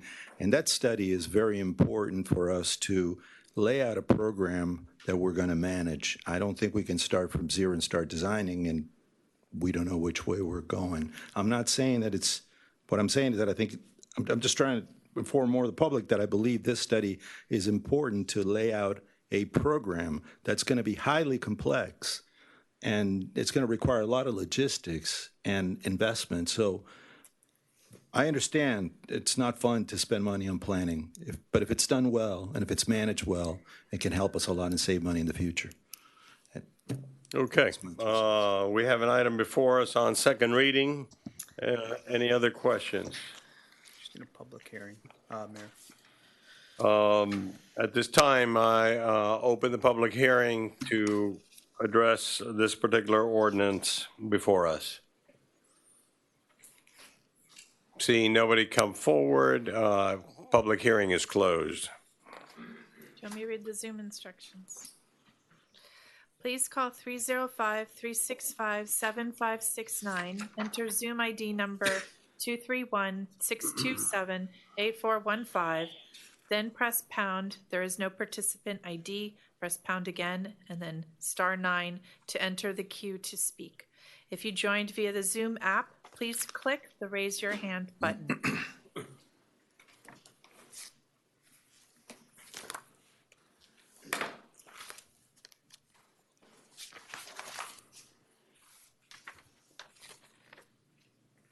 Okay. I don't have anyone to speak. 9D. Councilmember Sardinius. I don't think we voted on that, did we? That's what she started to do. That's what I was doing. I went out of term. She's going to take roll call. I'm sorry. No. Sorry. Councilmember Sardinius. Yes. Councilmember Vasquez. Yes. Mayor Roscoe. Yes. Vice Mayor Kaplan. Yes. Councilmember London. No. Councilmember McCormick. Yes. Councilmember Moss. Yes. The item is adopted on second reading. The next item on second reading is an ordinance of the Village of Key Biscayne, Florida, amending ordinance number 2022-06, which adopted the budget for fiscal year 2022-2023 by revising the 2022-2023 fiscal year budget amendment number 2, providing for implementation and providing for an effective date. Move. Second. Thank you. Item properly before us. This is item on second reading. Let me do this first. We open the public hearing on this item. I'll read the instructions again. Please call 305-365-7569. Enter Zoom ID number 231-627-8415. Then pound. There is no participant ID. Press pound again and then *9 to enter the queue to speak. If you joined via the Zoom app, please click the raise your hand button.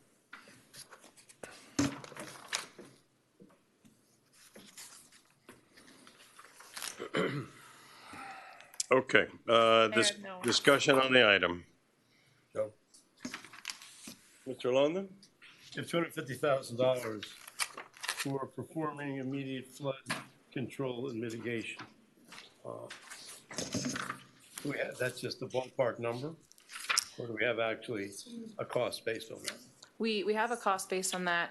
Jake, our Public Works Director, is going to bring it to bid soon. So we're working on that, and we have inventoried all the catch basins that we would be improving, and we've outlined the roadways near those catch basins that would be regraded to help the water flow into that area. But Jake can speak to more of those specifics if you need it. So, well, this is for elevating catch basins, repaving streets. It would be the opposite, actually. It would be lowering the catch basins so that they're low. And then some of them get debris clogged in them all the time because of the landscaping practices, and as water flows, it gets stuck. And so it'd be curving around particular catch basins. And then the grading would happen to facilitate the runoff from the roadways to actually go into those catch basins. And so this is an estimate we've had from contractors for $250. We haven't gotten estimates specifically from the contractors. That'll happen when we go to bid and we get those bids back, but we have a rough estimate per catch basin, and depending on what type of treatment we're doing changes the cost. So the curbing is cheaper than physically changing the elevation of the catch basin, for example. I guess my question is this 250 a realistic number? Yes. Are we just going to come back and say, you know what, it's now $500,000 more? This is a portion of a larger funding strategy that we have to address the village in 5 different areas. So this particular $250,000 is not going to cover the entire scope of work that we anticipate doing for the village. This is a smaller portion, so we have other funding opportunities and strategies for the rest. And then when we do the K basin, won't those catch basins in that particular area probably be redesigned? We will not be touching anything in the K Basin for this particular project. The areas that are being chosen are specifically not there for that reason. Good, thank you. As for me, I want this like yesterday. The problems that we have in a lot of areas aren't going away. I understand our strategy. Our strategy is we're putting a very, very small Band-Aid on what is that we have out there that needs immediate attention while we develop a long-term plan that hopefully will go to construction within the next 2 years. And so to me, this is very important. Ed, if it comes back short, I'll ask for more money myself because it's certainly something that we need to do. I showed the manager over on Heather and Warren and other places in Allendale where, you have the catch basin up here and the water can't flow into the catch basin. I mean, those are ridiculous situations that hopefully this amount of money can start addressing. Mr. Mayor, if I could, so I want to put this in larger context, and I think the Colleen started. Obviously, this is very specific for the $250,000, but what this does, this is additive to other money that she was mentioning. So there are actually 5 areas that we've identified across the village, and I think we talked about this previously. So we're requesting this $250,000. We also were awarded an HMGP grant from FEMA for $300,000. Part of the funding strategy is also, which is part of our appropriations request to the state, $450,000. And add on top of that, the Green Infrastructure Project grant that we received 2 months ago actually brings us up to $1.6 million to cover all 5 areas. So it is more than $250,000. Good. Yeah. Significantly more. I thought it might be. Yeah. Mr. Kaplan. Later in the packet, we're going to get to filters. If those items are approved, will they be included in this emergency response? In the $250,000, those would be 2 separate buckets of funding. The filters are actually inside the pipes. They're not related to the exterior surface level catch basins. Okay. Seeing no other? Nope. Great initiative. Okay. Madam Clerk. Councilmember Vasquez. Yes. Mayor Roscoe. Yes. Vice Mayor Kaplan. Yes. Councilmember London. Yes. Councilmember McCormick. Yes. Councilmember Moss. Yes. Councilmember Sardinius. Yes. The ordinance is approved on is adopted on second reading. Mr. Mayor, it's 8:00 p.m. Time. Next item would be public comments. Okay.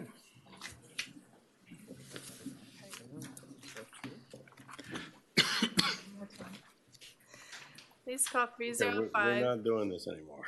Okay. Okay. Thank you. 7569, enter Zoom ID number 231-627-8415, then press pound. There is no participant ID. Press pound again, and then *9 to enter the queue to speak. If you joined via the Zoom app, please click the raise your hand button.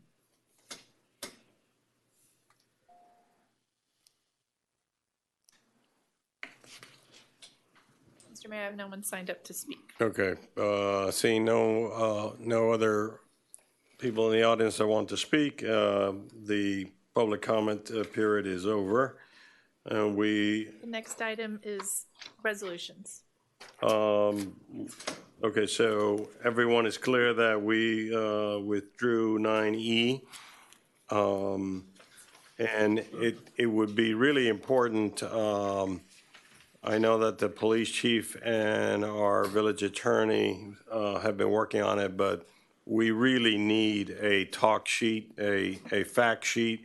You know, all of us have received, you know, tremendous amounts of input on this issue, but we all need to be on the same page. We need to understand what the law says and what it is that we can and cannot do. So as soon as possible, we need that fact sheet so that everyone can look at the same thing and say, okay, oh, we can't do this, but we can do that, and have that to go on. And so I think that would be something very pressing that we have to do in order to be able to have a really good discussion. And we will, once we put that together, we'll call for a workshop and have everyone come in and looking at viable options, then we can get input from the public as to what to do next. Now, it continues to be, just because we're delaying doesn't mean that we don't understand the importance of the safety item of having electric bikes or scooters going tremendously fast on our sidewalks, and this is a dangerous situation, so we're going to move as expeditiously as possible to get this done. Okay. We can move on to resolutions. 10A. Capital project authorizing resolution of the Village Council of the Village of Key Biscayne, Florida, selecting Southeastern Engineering Contractors, Inc. for the Crandon Boulevard and Harbor Drive intersection improvements project in an amount not to exceed $484,193, providing for authorization and providing for an effective date. So moved. Second. Thank you. Item is before us. Mr. Vasquez? Yeah, do you want a brief before, or? Okay, I mean, unless the council wants to. Okay, I just have and we spoke about this, and I spoke with the manager, I spoke with Jake on this. My concern, and I saw that he didn't pick the lowest bidder. Great, you guys, that shows you looked at the bid. My only thing on this, Jake, is the big difference between, I see the lowest bidders are very close to each other, about 25K, and then you got some guy jumped here to 526, and then you got another one that jumped to 913. I mean, I always look at the gap between the highest bidder and the lowest bidder, and I say, you know, this is a low ball. Great, you didn't pick the low baller, but also not expect you to pick the highest. But I mean, it seems to me like we got some room here, and that's where the price of the project is going to be, because I've seen it through my life. I mean, it usually happens. Somebody cannot come in and sustain a project under this value, and we're going to be somewhere in between that. You want to opine? And the other thing that I have on this one, and I'll leave it like that, just the other thing is the concern that I have in raising the intersection or regrading that intersection, because you're going to have turn lanes, et cetera, and it's going to cause, or could cause, an additional problem to the folks on the street where I live, which we flood a lot. I've indicated before, especially when I was running for and when it was my campaign, I was running for office, I stated that I felt it would be a good idea to lay a pipe under there, you know, figure out what the flow is that's going into, you know, and try to pick it up and then discharge it, or put a pipe there, because then later on we're going to have to come in and fix it. So I just, you know, I just don't know how we can do this. I think putting a pipe now helps, and we can size that pipe. Thank you, Council Member.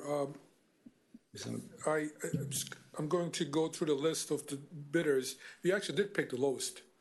You went to the 484. Am I reading this incorrectly? I'm sorry. So the 484. Oh, you went for the low. No. Apologize for the confusion there. The lowest bid is $440,000, but what we did was we put about contingency of $44,000 on top of it, because that's also a requirement of Miami-Dade County, because we are entering into a joint participation agreement with them. Yes. So it's 484, 193, including contingency, but we are picking the lowest, which is Southeastern Engineering So Contractors. you went for the lowest then? 440. Now, Okay. I understand your concerns, very valid. However, we have done quite a bit of work with this company. I was actually very happy to see Southeastern Engineering to win this contract because they're very responsive and responsible and done great work for us. It is, I looked at the numbers, discussed with the engineer, we estimate, it falls in line. So I'm comfortable with this, but again, it's construction. And that's precisely what my concern is, that, you know, the company could be great guys, you know, they could be really ready to do the job and do a good job. And a contractor generally just wants to be in and out. Right. But the problem is that I see such a wide spread between now the lowest bidder and the highest bidder that I think we're going to be somewhere in there. Right. And I think we need to, and it creates and imposes on us another level of management that may, you know, that are we prepared to do that? I would, you know, one of the things, and I did have kind of a solution thought about this, if you want to consider it, I think it would be a good idea when we look at these bids to have somebody that analyzes it and looks not just at the price layout, but looks at the logistics and looks at the time issues. So then we can come back to council and give them a wider perspective and the whole gamut and make the right decision. Generally, we go for the lowest bidder because that's what we think is going to be less money, but that's not necessarily the case. It ends up costing us a lot more. So I would ask you next time when we go for large projects like this, you guys can tell which, you know, you guys can dictate what's the threshold, but I think it's important that we have a company or somebody, an independent voice that looks at this, looks at the cost, looks at the schedule, everything that's possible, and briefs us accordingly. Because there's a lot of money here. Before we go over here, I didn't hear you clearly. Mr. Vasquez's point is if we do something good by putting in these turn lanes, are we doing something for Ocean Lane that is not going to be good? I didn't hear your response. Right. No, sir. I looked at the plans. Actually, the grades don't change. The turn lane that they're installing is going to follow the 2% cross slope that exists today. And there is no work being proposed on Ocean Lane side of the Crandon. Right. Rather, it's going to be on east side. West side. Whether the grades change or not, and I'm sorry, just whether the grades change or not, still we're doing a new intersection. We're providing new added area, impervious area, and we're not seizing the opportunity to, you know, handle the flow that's going on Ocean Lane. Right now, I wouldn't really bring it up if it wasn't a real issue, but it really floods in that area. So we have a great opportunity right now to do so. Otherwise, we'll have a moratorium and we won't be able to do anything. Or microtunnel, we'll have to come back with some specialized type of installation. But you see what I'm saying, Mayor? I mean, I think it's important that we take that into consideration. I'm not trying to, I understand the importance of this project from a traffic standpoint, but I think we need to take into consideration the drainage component as well, and I'll keep that. Noted. Okay. You heard it, and Well, I don't want to, you know, a year from now come back and say, oh, we got to go fix that Ocean Lane, okay? Mr. Kaplan and then Mr. London. I appreciate the practicality underlying your observations about process. I just think to observe, there have been a number of occasions that I could think of offhand where we thought the low bid was dubious and basically went back and asked for a sharpened pencil, second pass. There have also been cases where there are outlier bids that are kind of stratospherically outside of the scope of the cluster of the of what we consider to be the more reasonable and rational bids. I don't know what happened with Metro Express here, whether this is one of those cases where someone just throws out a proposal and hopefully nobody else bids or something like that. But I suppose you have an opinion on why Metro's number is not realistic and Southeastern's is? Again, Southeastern the bottom three are pretty much in line with not too much of a gap. And again, Metro Express numbers were way too high. And I think you are dead on, and maybe they thought they were going to be the only bidder, and then maybe they would negotiate and turn out a good profit out of this contract. But fortunately, we prepared a good bid package and attracted quite a few qualified bidders, and I believe that we are getting good value. On the other point that Fernando raised about Ocean Lane, what he's suggesting isn't part of this pricing. No, it's not. So I think there's an invitation to practically and with foresight come back and marry some mitigation on Ocean Lane with this work. Yeah, I don't know how that will be done, but because once we're under contract, everything is the contractor's price. And I think we have a three-legged chair here. We need to improve that intersection, but we also need to improve the significant flooding that happens in Ocean Lane. I mean, cars get stuck there. And I think it would behoove all of us to really take that into consideration, because once that project is done and is completed, we own it. We bought the farm. I suppose it causes me to ask the manager. We just dealt with an expedited resolution of a dire problem on the west side. Is the situation on Ocean Lane of sort of equivalence, and should that be part of an expedited project on its own, just as we just approved? Mr. Manager? Well, right now, it is not currently in any of the areas that we mentioned, the 5 areas for the immediate flood control project, but it would make most sense to be included in Area 3 if we were to put it in there. So let us look at that and what it's costed out.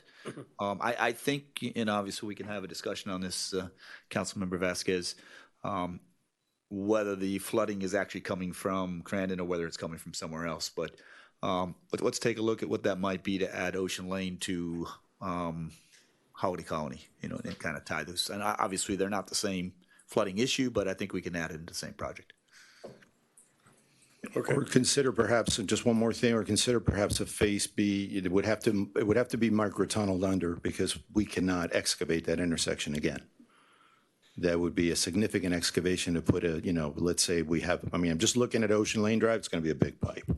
So the question is, do we do it now or do we do it later? And if we're going to do it later, do we have that studied enough to understand what the methodology would be for installation?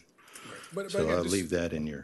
Councilor, this project is separate from Ocean Lane Drive. I know. Again, impact, I differ from your opinion, but we can discuss separately. Okay, but let's have that conversation offline, and you guys can figure that out also. Mr. London?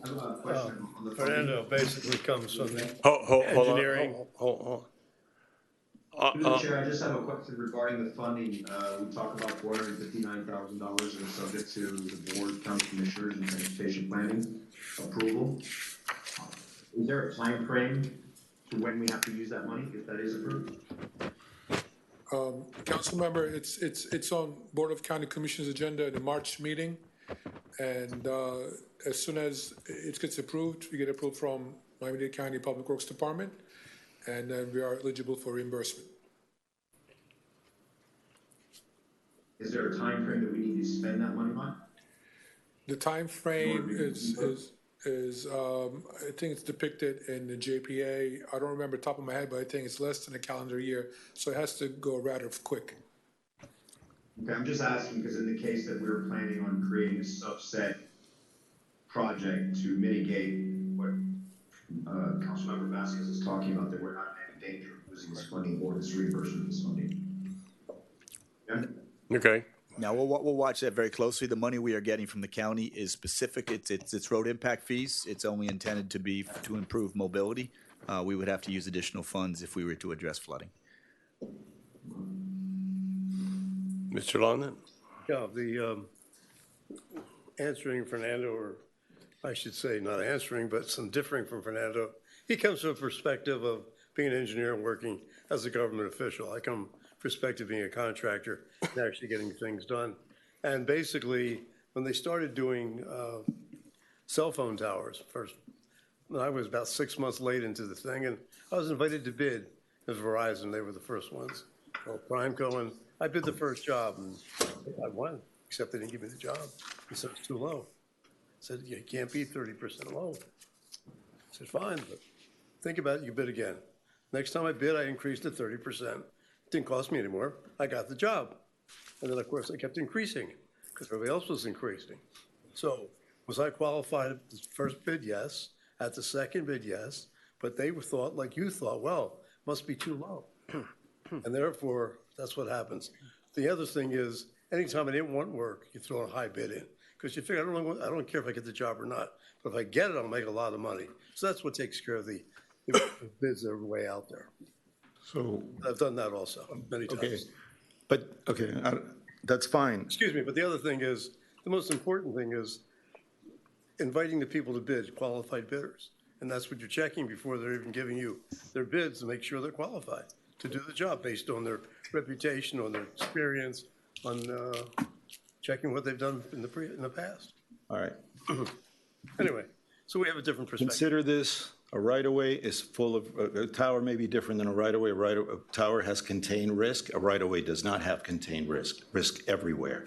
There's risk related to traffic logistics. There's risk related to excavation. You don't know what's underground. I understand. I mean, I appreciate the fact that, you bid on a project, but I bid on a lot. I mean, I've seen a lot of projects being bid, not myself, but on projects like this, they're seldom they come in at price. So I'm just laying it out there.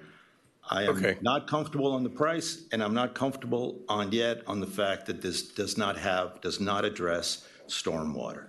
And this is the central intersection of our village. The most neuralgic area where you got traffic and people walking, and we're not going to come back there and do it again. So, I mean, I want to move forward with the project, but I would ask if there's an opportunity to come back with some form of an idea or way that we can integrate this into this contract. I don't want to kill it. But at this point, I'm uncomfortable voting for this, knowing that there is no way of handling flow from one of the areas that floods the most in our village. So. Okay. We have a resolution before us. Let me put a couple of comments, because sometimes we don't get credit for doing all the right things. Essentially, the $440,000 in road impact fees is coming from the county. So in essence, we're doing this project, and our investment in this project is $25,000. This project, what it does is will help our traffic flow on Crandon. This is a high priority for everybody in this village. We've looked at it from everyone sitting on this dais. We've looked at it from surveys. So this is a really good thing that we need to do, and we're going to get it done. And once we approve this, it gets done after the JPA is signed with the county. It then it will take approximately some 120 days, is what I'm being told. It will take to get this constructed and done, right? Correct. So this is a big deal. We need to get through it. I understand Mr. Vasquez's point, and hopefully you guys can offline deal with it. But this is something that needs to go forward, and we need to have the ability to take advantage of the situation when the majority of the money is coming from another pot of funds, which is not ours. So this is a good opportunity. Before I close, I just have a couple of questions. Jake, when you were looking at this and developing the plan, what considerations did you make at that time for any increase in water runoff and stormwater? And was it entertained? Did you think about it? Did you plan? And then my second question would be, when we do look at Ocean Lane Drive, if we add it to Holiday Colony, and by the way, I lived there, I agree you wade through, I'm only 5 feet tall, but for me, it was definitely above my knees. So it's deep. And that was on the sidewalk. But what type of impact do you see on the work being done now when you address Ocean Lane Drive would be my second question. And my third is not only impact in terms of tearing up anything we put down, but also in terms of traffic flow for during construction, if it makes sense to do them simultaneously or sequentially. This project is a traffic project. It's to help alleviate the traffic on 2 intersections. One, Crandon at Harbor Drive, and second one is Crandon at Key Colony. Now, there is no additional flow from Crandon, the Crandon intersection proposed, because what we're doing is we're actually taking concrete sidewalk and turn it into a turn lane. So there is no additional new concrete. There were some drainage improvements, I would say changes done. There are county-owned drainage system that we had to relocate a couple of catch basins so that we can capture the water. That's pretty much the extent of the work on Crandon and Harbor. Now in Key Colony, it's a little bit different. In Key Colony, we are extending the turn lane about 80 or 90 feet. Okay, currently it's a grass, so we are actually converting pervious to impervious. So what we had to do was introduce additional catch basins there, and we did the hydraulic computations and provided. We didn't have to provide actually additional storage because the computations showed the existing drainage system on the Crandon can take it. That's the extent of the stormwater component of this project. Again, it's just a turn lane. The way the Crandon acts today is act as a ridge because of the high point. So I understand it's between, it separates from east to west. But again, we don't know what the ultimate drainage design is going to be, and that remains to be seen because AECOM is working on it. At that time, we'll see what Ocean Lane Drive is ultimately going to discharge. Not sure if it's going to contain Ocean Lane Drive with drainage wells or it's going to go west. I would venture to say it's going to go west. But you won't be able to touch that intersection for how long? Once you put a moratorium on that, I mean, are we going to build a beautiful intersection and then come back next year with a big pipe and rip that intersection apart? That's what I'm trying to prevent. That's really the message I'm trying to send here more than anything else, is that it's not necessarily a little intersection. This is the main intersection. Number one, we're going to redo it, and then we have to come back. I understand, Council Member. Unless we can, you can convince us that you're going to have a method to install. We are only converting one lane. The work is composed of just turn lane about 200 feet. We're not really touching 90% of the intersection. It's only a small portion of turn lane that we're installing. They're converting existing sidewalk. You're not going to repave that intersection. You're not going to. I mean, once they pave a new lane, they're going to come in and they're going to pave everything because you can't have a differential. We are going to mill and repave up to the entry block sign. Yes, and I'll share the plans. We can go. All right. Look, I mean, I don't want to talk to this thing to death, but I think it's. I would only ask a friendly amendment to this if there's a possibility that we can. I understand the priority. I want to move forward with it just as much as you do. I'm asking if there's an opportunity for them to come back with an idea, or maybe not necessarily going to engage in this contract, maybe come back with a contract B, but at least tied in and coordinated with this. That's all I'm asking. So we have can we have consensus of council that you and the manager will look into this without stopping this from going forward so that we can accommodate to make sure that we're not creating another problem? Is everybody okay with that? If we're not agreeing to the contract then. No, we're agreeing to the contract, but we're saying that we want them to closely look at it to see what we need to do next. Okay, well, here's the point. I'm 100% with Fernando. That, listen, if this is the time to do it, you want to do it at one time. So you have a choice. You can either ask this contractor to give you an additional bid once you specify what you want to do, or you rebid the whole thing.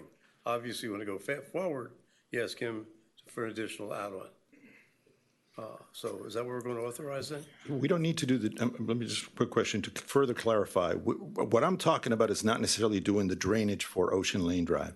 I'm asking to take advantage of this situation to lay a sizable pipe It's all flat anyway. It's going to flow. No, I'm just saying, to have maybe somebody take a look at it and see what type of pipe we would have. So later on, kind of a Lego effect, we come back and we just tie in and we don't have to worry about it. Basically, you just want to put an empty pipe in. Yes, Fine. exactly. I think that's. Okay, so That's easy. for those that are not engineers or in this line of work, you're saying that what's going to happen on the west side of the street is going to have a full impact on Ocean Lane? I believe so. I've looked at the contours in the past, and all that water is coming in and going straight into Ocean Lane. You can see it during a rainfall event. And it's very visual. And so you seem to disagree, or you're not sure, or what's the deal? Well, I think it's better off I discuss the council members separately, looking at the plans. I think there's no point in discussing right now without the plans. Okay. Yeah, we don't want to. I don't want to tech this thing to death. I'm Right. saying there's an opportunity that we can sit down and work with the manager and find a way to do it and do it quickly. Why don't we do this? Why don't we say, if you can, Joe, why don't we say that we're authorized to do this, and then basically the manager's authorized to, with a change order, without coming back to us, if an additional storm sewer pipe is required or beneficial at this time. I second that motion. Well, the question isn't if needed. I think what Fernando is suggesting is that, and as Jake said, the plans are not yet ready to determine what improvements, stormwater management improvements would be required for Ocean Lane. The second thing you said is that the improvements that are going to go in on this turn lane are not going to really affect the other side of the street. But Fernando is also observing that there's going to be a substantial regrading and finishing of that side of the street. It's going to make it maybe practically impossible or undesirable to rip up the other side of the street. So I think what Fernando is simply, if I could translate, the idea of installing a placeholder pipe that would be able to be connected to the ultimate stormwater management solution on the other side of the street would obviate the need to then dig up the other side of the street. Exactly. Yeah. Exactly. It's just a pipe that's 75 feet in length, whatever it is, whatever size it is, whatever it's dictated, we put it there now, we leave it there, we leave the intersection nice and clean, we don't have to come back. And I think that only for the next meeting, we can come back and we can figure out a way that we can add that in. And I'm fully supportive of the project. I want everybody to know that 100%. It's just that part that I think it's just as critical as traffic. Okay.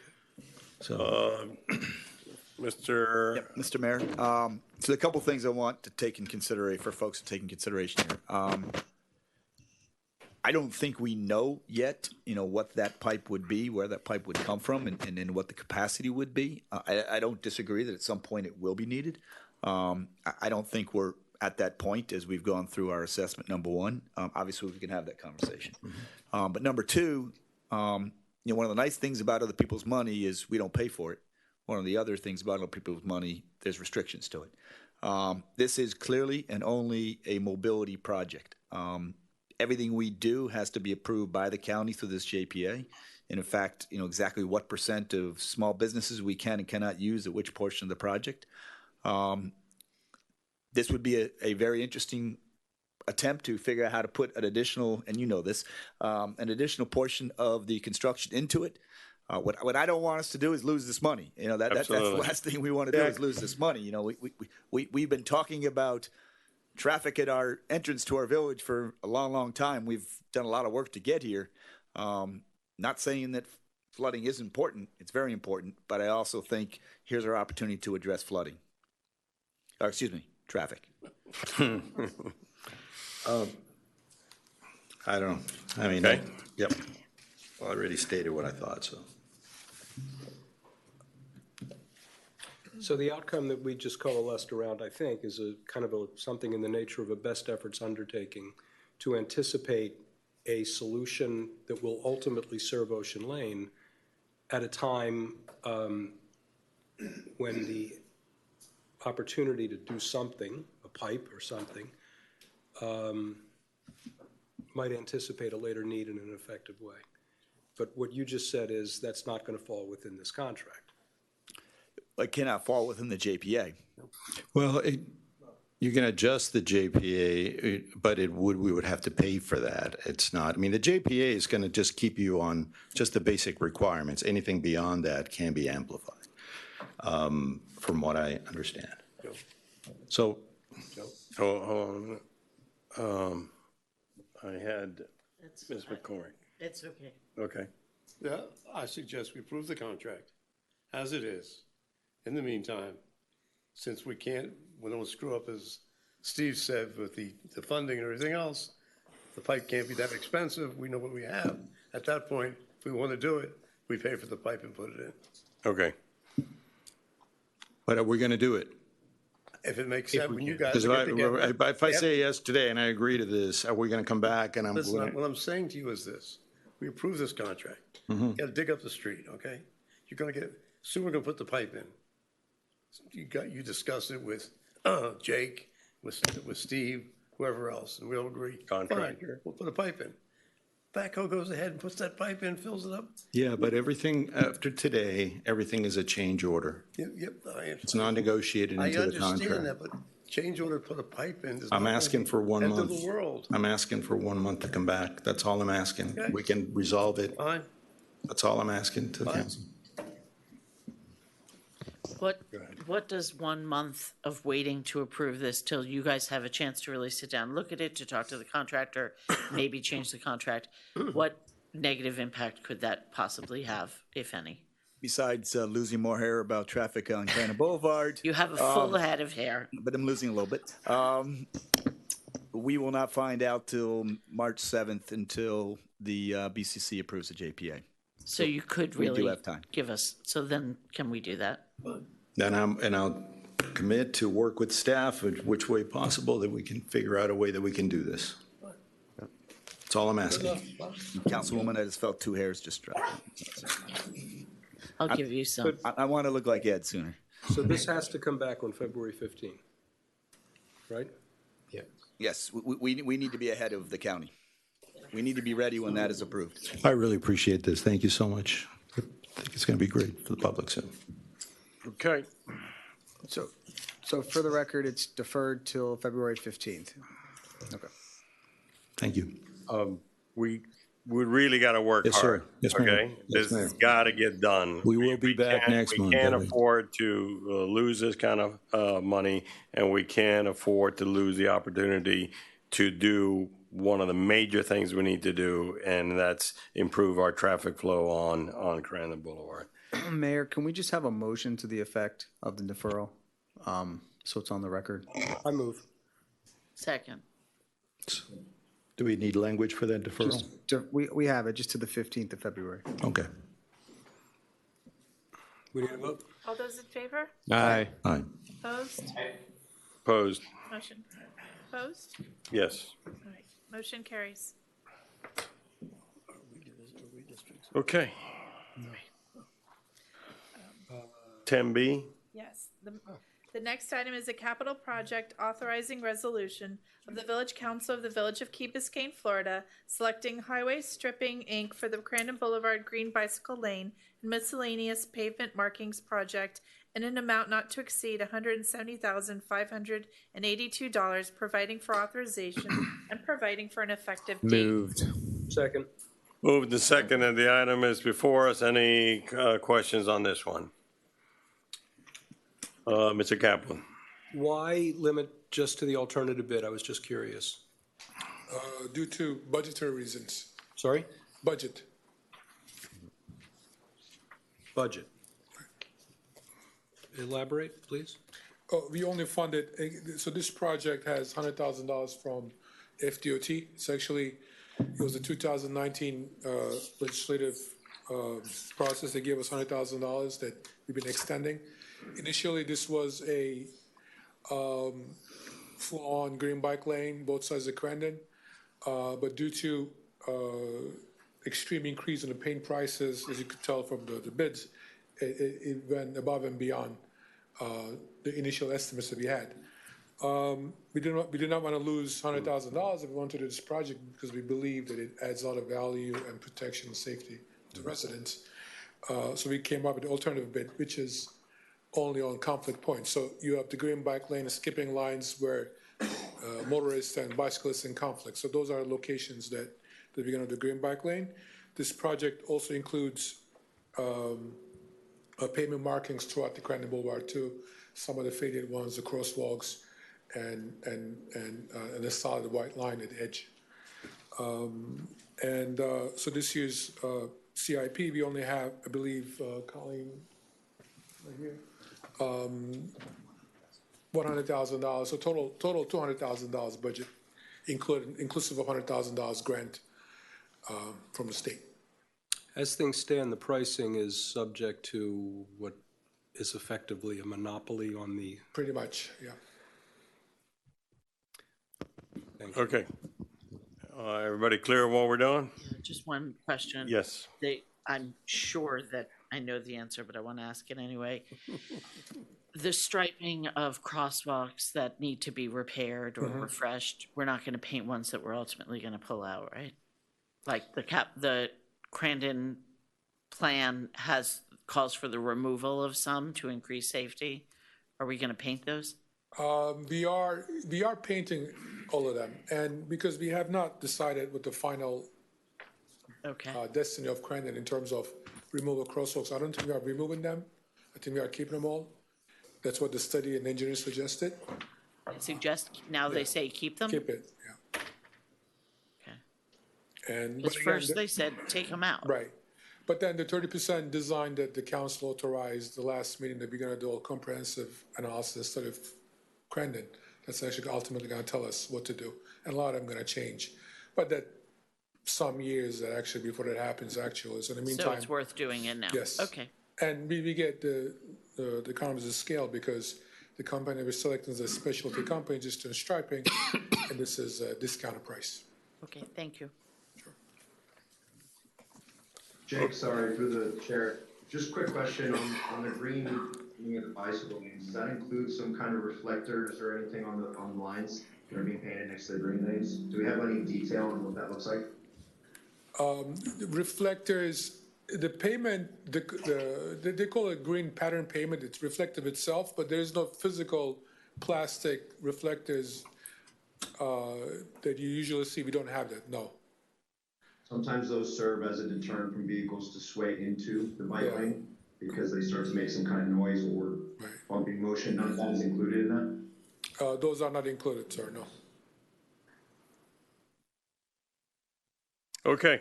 I think we've talked about the striping. All those in favor say aye. Aye. Aye. Any opposed? Okay. Motion carries. With all due respect, Mr. Mayor, did you want to do the manager's report since it's after 8 No. o'clock? Or? No, we got to keep going. Okay. The next item is a resolution of the Village Council of the Village of Key Biscayne, Florida, authorizing the village manager to negotiate and enter into a First Amendment to the Solid Waste Collection Agreement with Great Waste and Recycling Services, LLC, to modify compensation provision in an amount not to exceed $95,491.76 and providing for an effective date. Move. Thank you.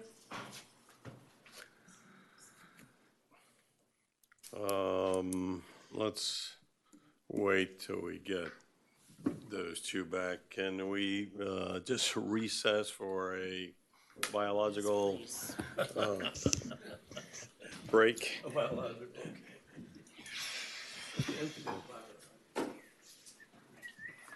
We're in recess.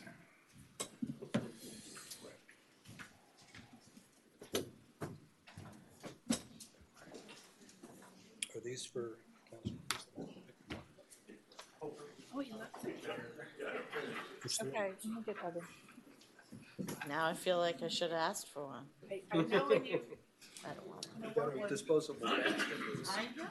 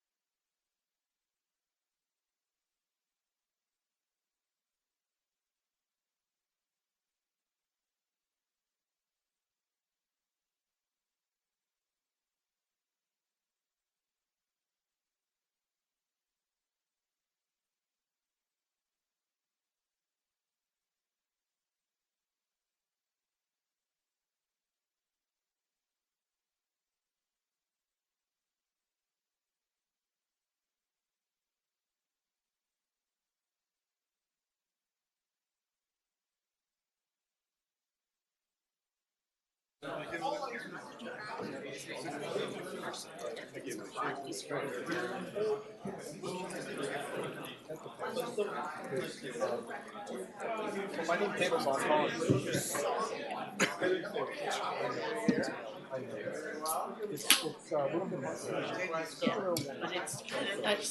little bit better. But I'm not the only one complaining. We're all complaining.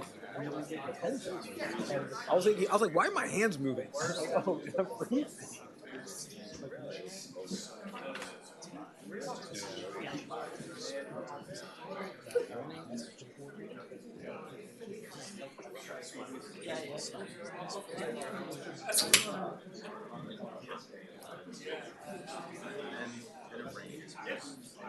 all the clouds start coming up. Really?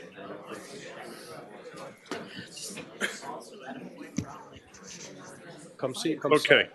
see. Yeah. In feet or in meters? Hey, folks, It's less than Denver. one a quick comment. Everyone knows that I like to push the meeting along, but today it's even more important. The manager and I are going to Tallahassee on an 8 o'clock flight, so we really like to finish this meeting as early as possible so that we can get to the airport timely to do village business tomorrow. All right, so where were we, Madam Clerk? I just read the title for item 10C. Would you like me to? Yes. It was moved by Vice Mayor Kaplan and seconded by Councilmember McCormick. Would you like me to reread it as well, or? Yes, please. Okay. A resolution of the Village Council of the Village of Key Biscayne, Florida, authorizing the village manager to negotiate and enter into a First Amendment to the Solid Waste Collection Agreement with Great Waste and Recycling Services, LLC, to modify compensation provision in an amount not to exceed $95,491.76 and providing for an effective date. It's a resolution. Someone move it? Yes, it's been moved by Vice Mayor Kaplan and Councilmember McCormick. Okay, so tell us what we're trying to do here, Sure. Mr. Great Throsman. Waste Services provide solid waste services to our single-family homes, roughly about 1,400 homes. And we are in the third, we just entered the third year of this contract.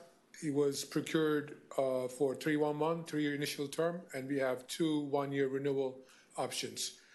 I believe, so that it's sometime in January, I don't know the exact date, but that's a third year, so we have about just shy of a year left in this contract.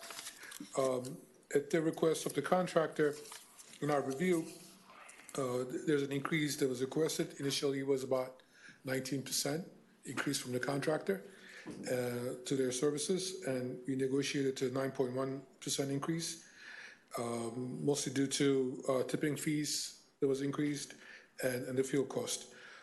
I have representative of the company here. Now we might have a podium. And we are here for any questions.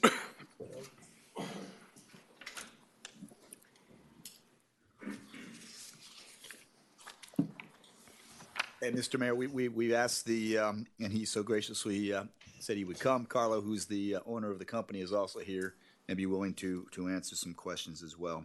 One of the things that Jake did not mention is also this sets the conditions for us also to consider going into franchise agreements as well. So this is actually multi-layered modification to the contract. One of the things I do want to say is this was about a 4-month process where this negotiation was in extremely good faith. You know, I truly respect Carlo and his team. They came to the village 4 or 5 times to talk through the financial situation that we all faced last year, laid out on the table the costs that they were facing. Really, we went back and forth, identified what were truly the costs that were related to Key Biscayne and those that weren't, and that is why we settled on the 9.1. One of which is unfortunate, I think, not just for them, but also other waste management companies across the county, is the increase of the tipping fees that the county is charging on solid waste companies. So that is something that is, I think, every company is experiencing across the county. Okay, let's start the discussion. Yield to the lady. Oh, thank you. So this time I don't think I'm going to say what Ed was going to say. The last time this contract came before us that was renegotiated during its term, or they were asking for an increase, I was very much opposed to it and felt that how do you negotiate contracts what is it worth if you can just come back? Right. I see this one a little differently because we were able to renegotiate the terms in a way that were more favorable to us with the addition of the option of franchise fees, especially because I feel like that really is consistent with the policy that we set, asking that our staff negotiate into our contracts the ability for the company to offer the same terms to some of our gated communities and commercial buildings, like the drain cleaning for the stormwater and different things like that. So that I guess I didn't have any questions, just telling you guys what I think about this. Mr. London. I don't understand how you negotiate or renegotiate a contract. To me, a contract's a contract. You agree to provide service, we agree to pay you. You have a term of the contract, you don't have any increases for gas, tipping fees, so therefore we are not obligated to pay those things. And obviously, if your gas price was $5 a gallon and it went to $2 a gallon, maybe you would, but I really doubt if you come back here and say, you know what, guys, we're making so much money, we're going to lower the price. I really doubt that. And I understand your situation. I've been a contractor for many years. By the same token, I don't see how we can sit here and basically spend the taxpayers' money when we're not obligated to do it. You're obligated to perform. We're obligated to pay you. You're doing a great job. The manager's raving about you. Everybody loves you. The contract comes up next time, you know what? You'll charge us more probably. But right now, you're locked in unless you want to basically cancel the contract, and then we'll sue you. But otherwise, I don't really see anything we should be doing tonight. It makes no sense. We're spending money of the citizens' money, so there's no reason to spend it. Let me go to Mr. Moss. Yeah. I mean, I share what Ed London is saying as well. We hear great things about you, and the manager really is going to bat on trying to find a way to help you. But in the end of the day, this is a business decision, right? We're looking at a contract that they're obligated to perform, and like Councilmember London said, we're obligated to pay.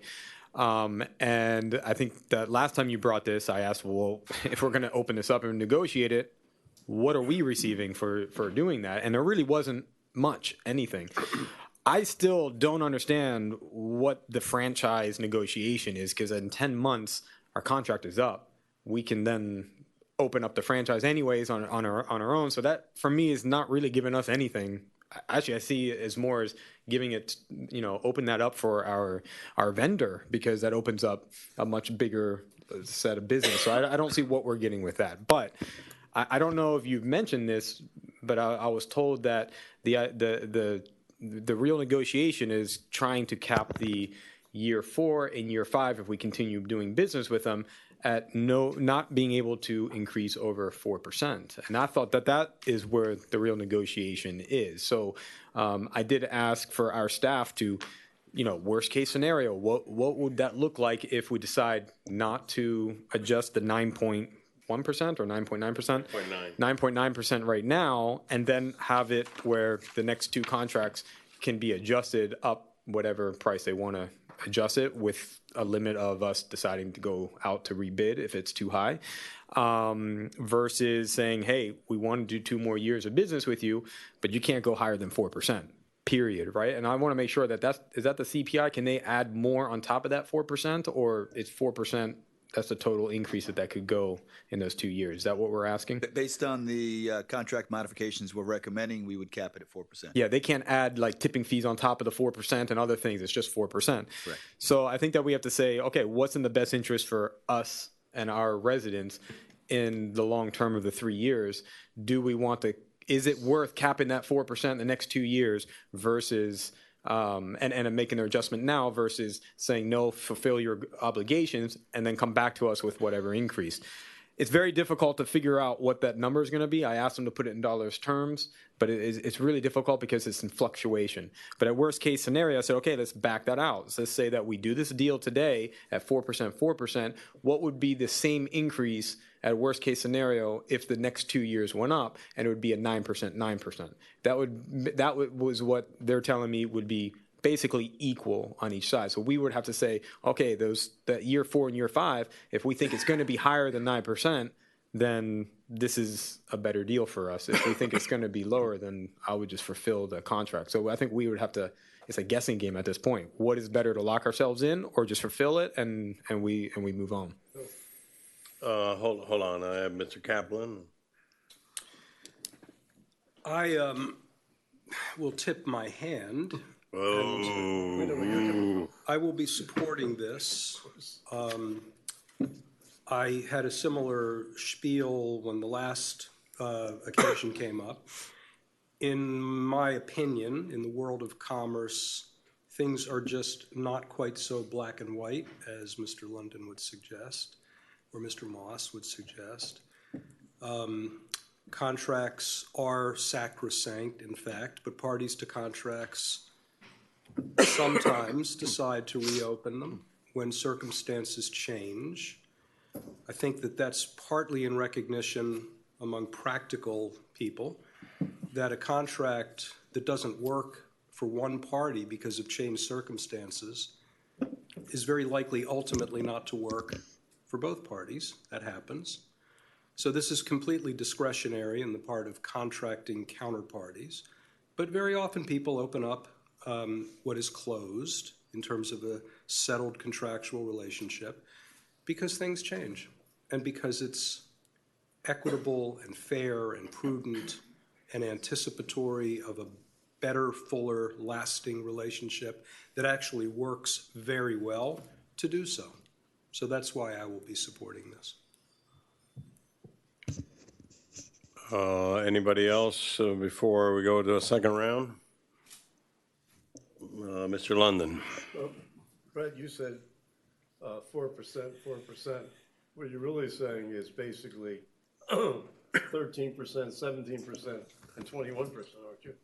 Not 4% and 4%? Yeah, because we would do 9.1 off the top, and then it's compound. Whatever, and then you're adding on top of that and top of that.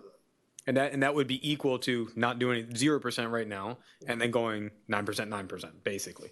So we just have to understand, like, do we think it's going to exceed that? If we do, maybe this is a good deal. If we don't, then maybe it's a bad deal. And we have to make the decision, for me, based on a business decision like that. Bring your crystal ball? No, I don't know. So I'm saying we would risk it, or we'll know. That's two different things, right? And what would stop them from coming, once we have that, them coming back again and say we need more money? Of course, I asked that same question. Agree to give it to them anyway. One at a time. I asked that same question. I would not. If the costs were not, if the circumstances that caused a reaction based on change were not real, were not valid, I wouldn't take the same position. But things do change in life, and you know, responsible people react. Let me read something that I saw today as to where inflation might be. This is from the Wall Street Journal. As measured by the year-over-year change in the Consumer Price Index, inflation has eased from 9.1% last June to 6.5% in December, and economists expect it to fall to 3.1 by the end of this year. So to me, to address your point, the 4% cap doesn't really seem to do a whole lot for us. So I'm torn about this contract, and I would like to suggest that maybe, you know, we further negotiate. I like the company, the service, and the drivers, the people to pick up. It's really good. I'm very, very happy. I say hello to the people as they come by and pick up my cans, and I get a really good feeling. So I would like to make this work, but I agree. I happen to agree with Ed and with Brett on this one, and I don't know that we're getting anything in exchange. I understand the 5.9 in tipping costs. That's more reasonable. The 4% on fuel costs, well, fuel costs have been going like this and that, so that one doesn't motivate me either. So I'm open for suggestions, but Mr. Manager, do you think that we can? I think over the last few months things have changed drastically. Yeah, we were going on a really tear at a 9% inflation rate. I see things cooling, and well, how can we get protected here? Well, I think we are protecting ourselves by the CPI. I also think we're protecting ourselves by continuing to maintain a positive relationship, which I believe is, I've been in this business and working with solid waste companies for quite a while. One of the best firms that I've seen in terms of services and responsiveness. And I truly believe, as we see those guys, and you mentioned them, do we really want to ask the question that those guys do not deserve a pay raise with the amount of money that they make? I mean, is that something that we want to be as a village? And I think this is something that we've got a great company here. There's another company, we won't mention the name, who's trying to create a monopoly in this county. And who knows if they're going to, but I think we've got a company that we want to hold on to. The service is good. And I think we need to treat them as a great partner. Before we go on with the vendor's representative here, I want to make a couple of comments for the record. Good afternoon, Honorable Mayor and Commission, City Attorney, City Clerk, City Manager, staff, and everybody that we work with here. One thing that I want you to keep is a very open mind of achieving a good public-private partnership and somebody that's going to bow at every corner and give you what you deserve. This is not Hialeah. This is not West Miami. This is Key Biscayne. This is a separate, you have a beautiful city here that is just something that we take pride and charge our banner with having this public-private partnership with you and our ability and our honor to serve you and let you know that we really appreciate having your business. However, nobody predicted what was going to happen with COVID. Nobody predicted that people weren't going to come to work. Nobody predicted that I was going to have to try to figure out a way to bring people from out of the state to come work. Yet it was transparencies that we maintained to protect you. Our men was still on the street. They were still picking the stuff up on the trucks, rain, snow, or shine. Thank God it doesn't snow here. But we were here. We stood behind you. So there's a little bit of a give and take. Yes, Commissioner, you're right. Okay, fine. A contract's a contract. Carved. Do you think that I would want to come back here nor bring the owner of our company, which now we service over 2,000 commercial accounts, and have to deal with something knowing that when we started the contract, fuel was at $2.98 a gallon, and today the same diesel, because we don't burn gas, we burn diesel, is at almost $5.50 a gallon. Did I ever predict that? No.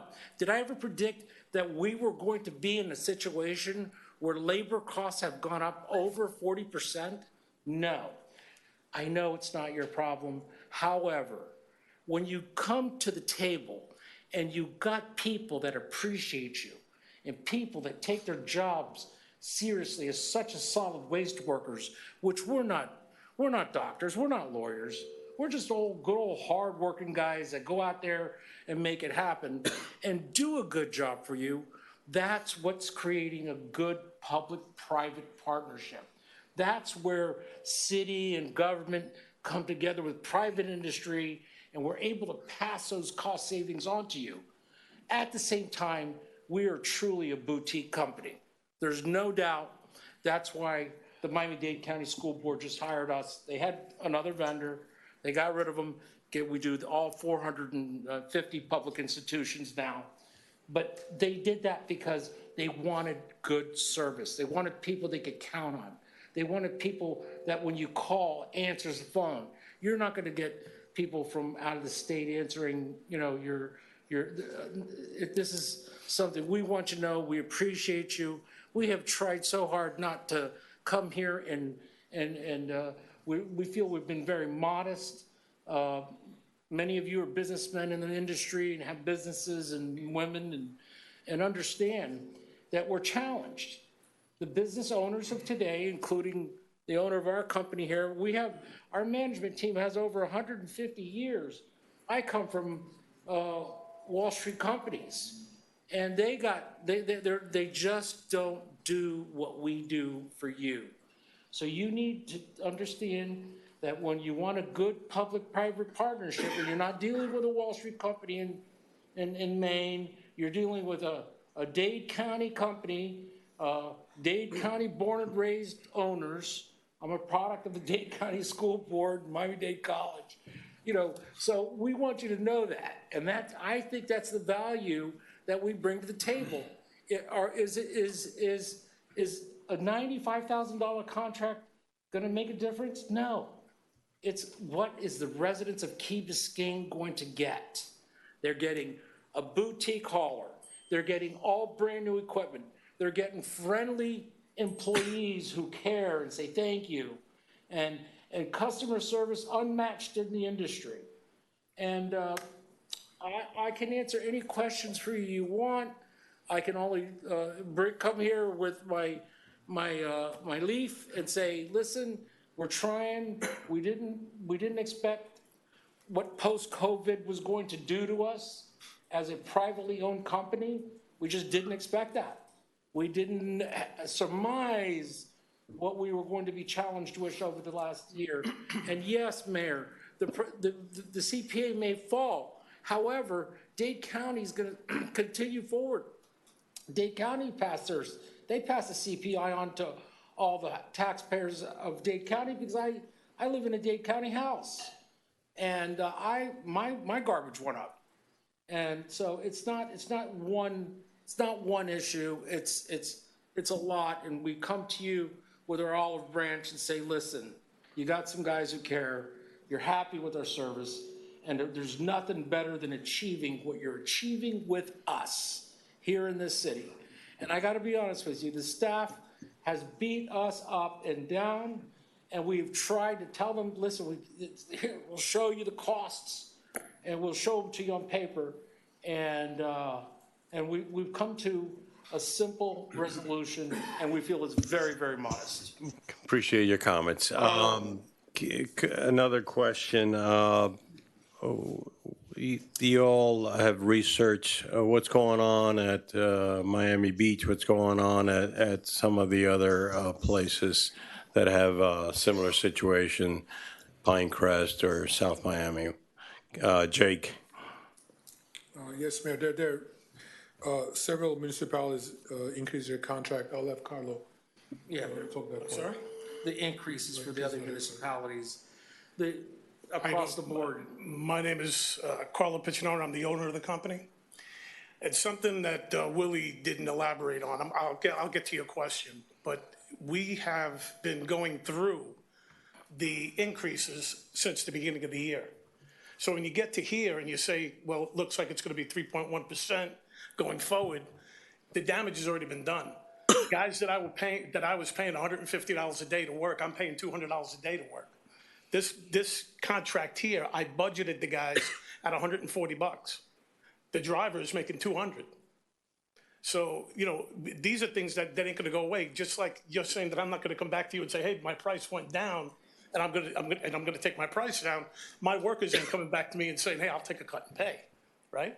The county, right, has increased every year. We haven't increased nothing since we've had the contract. You know, the county increased, I think, it was about 3.5% last year. This year was what, 3%? 4%. So, you know, and then we have, you know, all kinds of other costs, like a container, right? Let's say your toters. The toters we used to buy for about $45. Now, today, for me to buy a toter, it's about $75 to buy a toter. Now, yeah, yours have already been bought, you know, but we have an ongoing concern. We got an ongoing business that all the costs have went up. We're not coming here, you know, to, you know, like out of, hey, let's go to Key Biscayne and, you know, we need to get a raise. We're coming here because we need the raise. We need the raise to try to maintain the margins that we had when we first started the contract. You know, to your point, a contract's a contract, right? But you want to maintain it. This is not a building, you know, this is not a building that you're building where you buy materials, you build the building, and then you walk away from it. This is an ongoing service. So when things go up from the time that we started till now, it makes a big difference. It makes a huge difference. So, you know, as far as the other municipalities, there's a lot of companies not even bidding. They're not even bidding. Waste Management is not even bidding on contracts because they don't even want to get involved in stuff like this because of this situation. Having to come and say, hey, I need more money. And everybody says a contract's a contract. You know, we want to, you know, fulfill the contract to you guys, but we're just asking for some help. That's what we're at. Would you be willing also, so, like you mentioned two things, tipping fees, fuel costs. Right. So you're saying, fine, we're gonna raise the price because fuel cost is $5.50. Well, it's actually $4.59 I looked today. That's what we paid today. But basically, whatever the number be. And as the price of fuel goes down, you're gonna lower the price of our contract. Well, I'll tell you what I'll do, okay? And this is something we haven't negotiated. The price of fuel when I took this over was around $3 a gallon. It shot up to nearly $5. We've been hanging around at about $4.50, okay? If the price of fuel goes down to $3.75, I'll take the fuel charge off the increase. As long as it remains above $3.75, I'll keep it where it's at. So that's not, you're answering part of my question. Okay. You're saying I'm that sorry, costs are going up. You got tipping fees, you said went up.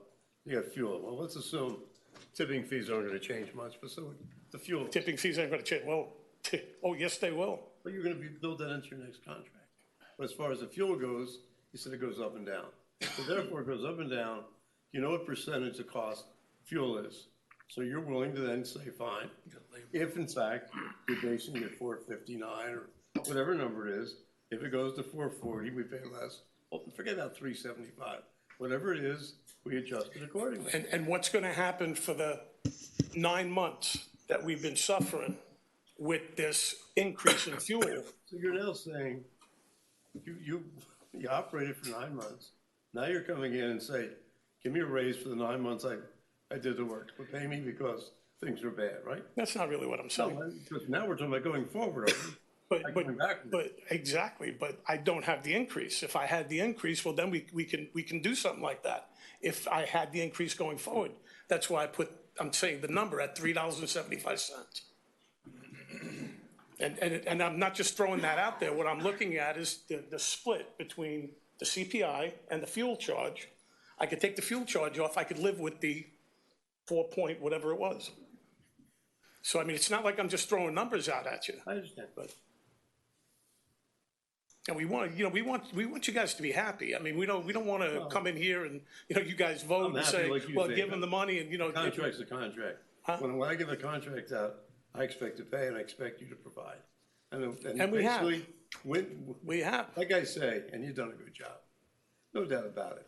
But I mean, then we really shouldn't have contracts because they don't mean anything. Well, that's all. I mean, you know, unfortunately, I've been doing this a long time. I'm old and feeble. By the same token, I still remember about contracting. I hear you. I do. But I think when you're looking at a contract. I took contracts where I lost money I kept on doing them because I made a contract. I expect other people who are reputable to do the same thing. When you look at a contract that provides a service over a period of time, like I said, it's not a project. It's not where it's got a beginning and an end. Just don't have a beginning and an end. It's, you're going, and as you're going, if costs go up, you generally pass them on. That's what you generally do.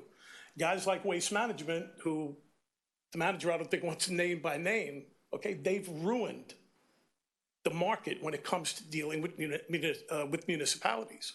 Over the years, they have promised everything and now just walked away from the market. I mean, they've lost Davie, they lost Pompano. They didn't bid in what is it? Geez, I can't even think.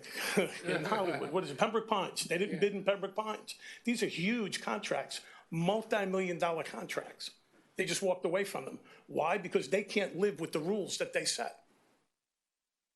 So many cities with recycling. You know, we perform the recycling here. If I tell you what we paid for recycling to dispose, it's over $100 a ton to dispose of your recycling. We take it to a recycling plant, but it's over $100 to dump it.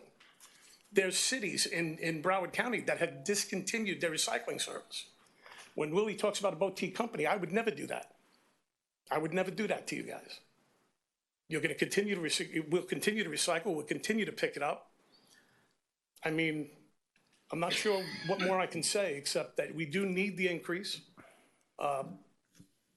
We want you guys to, you know, I guess I want your approval for it. You know, I mean, I know I have to have it, but I mean, I'd like to see everybody be happy. You know, our position. Thank you. Thank you for coming and for your comments. I'm sorry. Let's discuss a little bit. You can sit Sure. down now. Thank you very much. We appreciate it. Appreciate it. Thank you. Appreciate your comments. Any suggestions, Ed or Brett?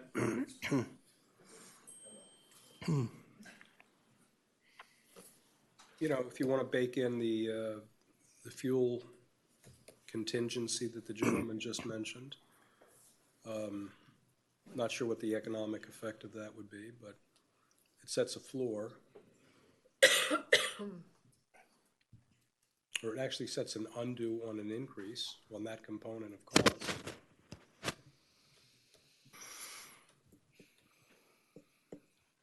Well, I think we should, it was offered, we need to take it. Whether the vote passes or not, we'll see, but it certainly should be baked in there.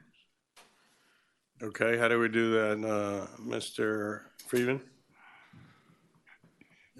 Well, I think we heard the offer. If the council wants to proceed, we'll be happy to, we'll write that into the agreement. Let's clarify. Why don't we call the question? You want to clarify? Yeah, let's clarify so everyone knows what it is. Make sure we're clear on what it is. Okay. Do you want to come up and restate your offer again so everybody's clear on the 375?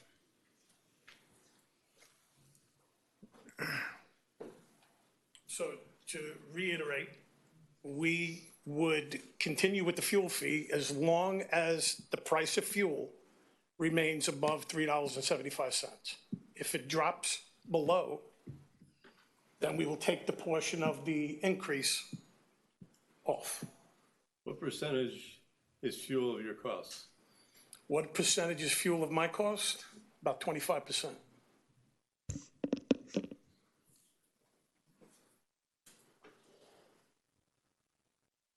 You see, we never really got, not that I want to continue, we never really got any relief from the fuel.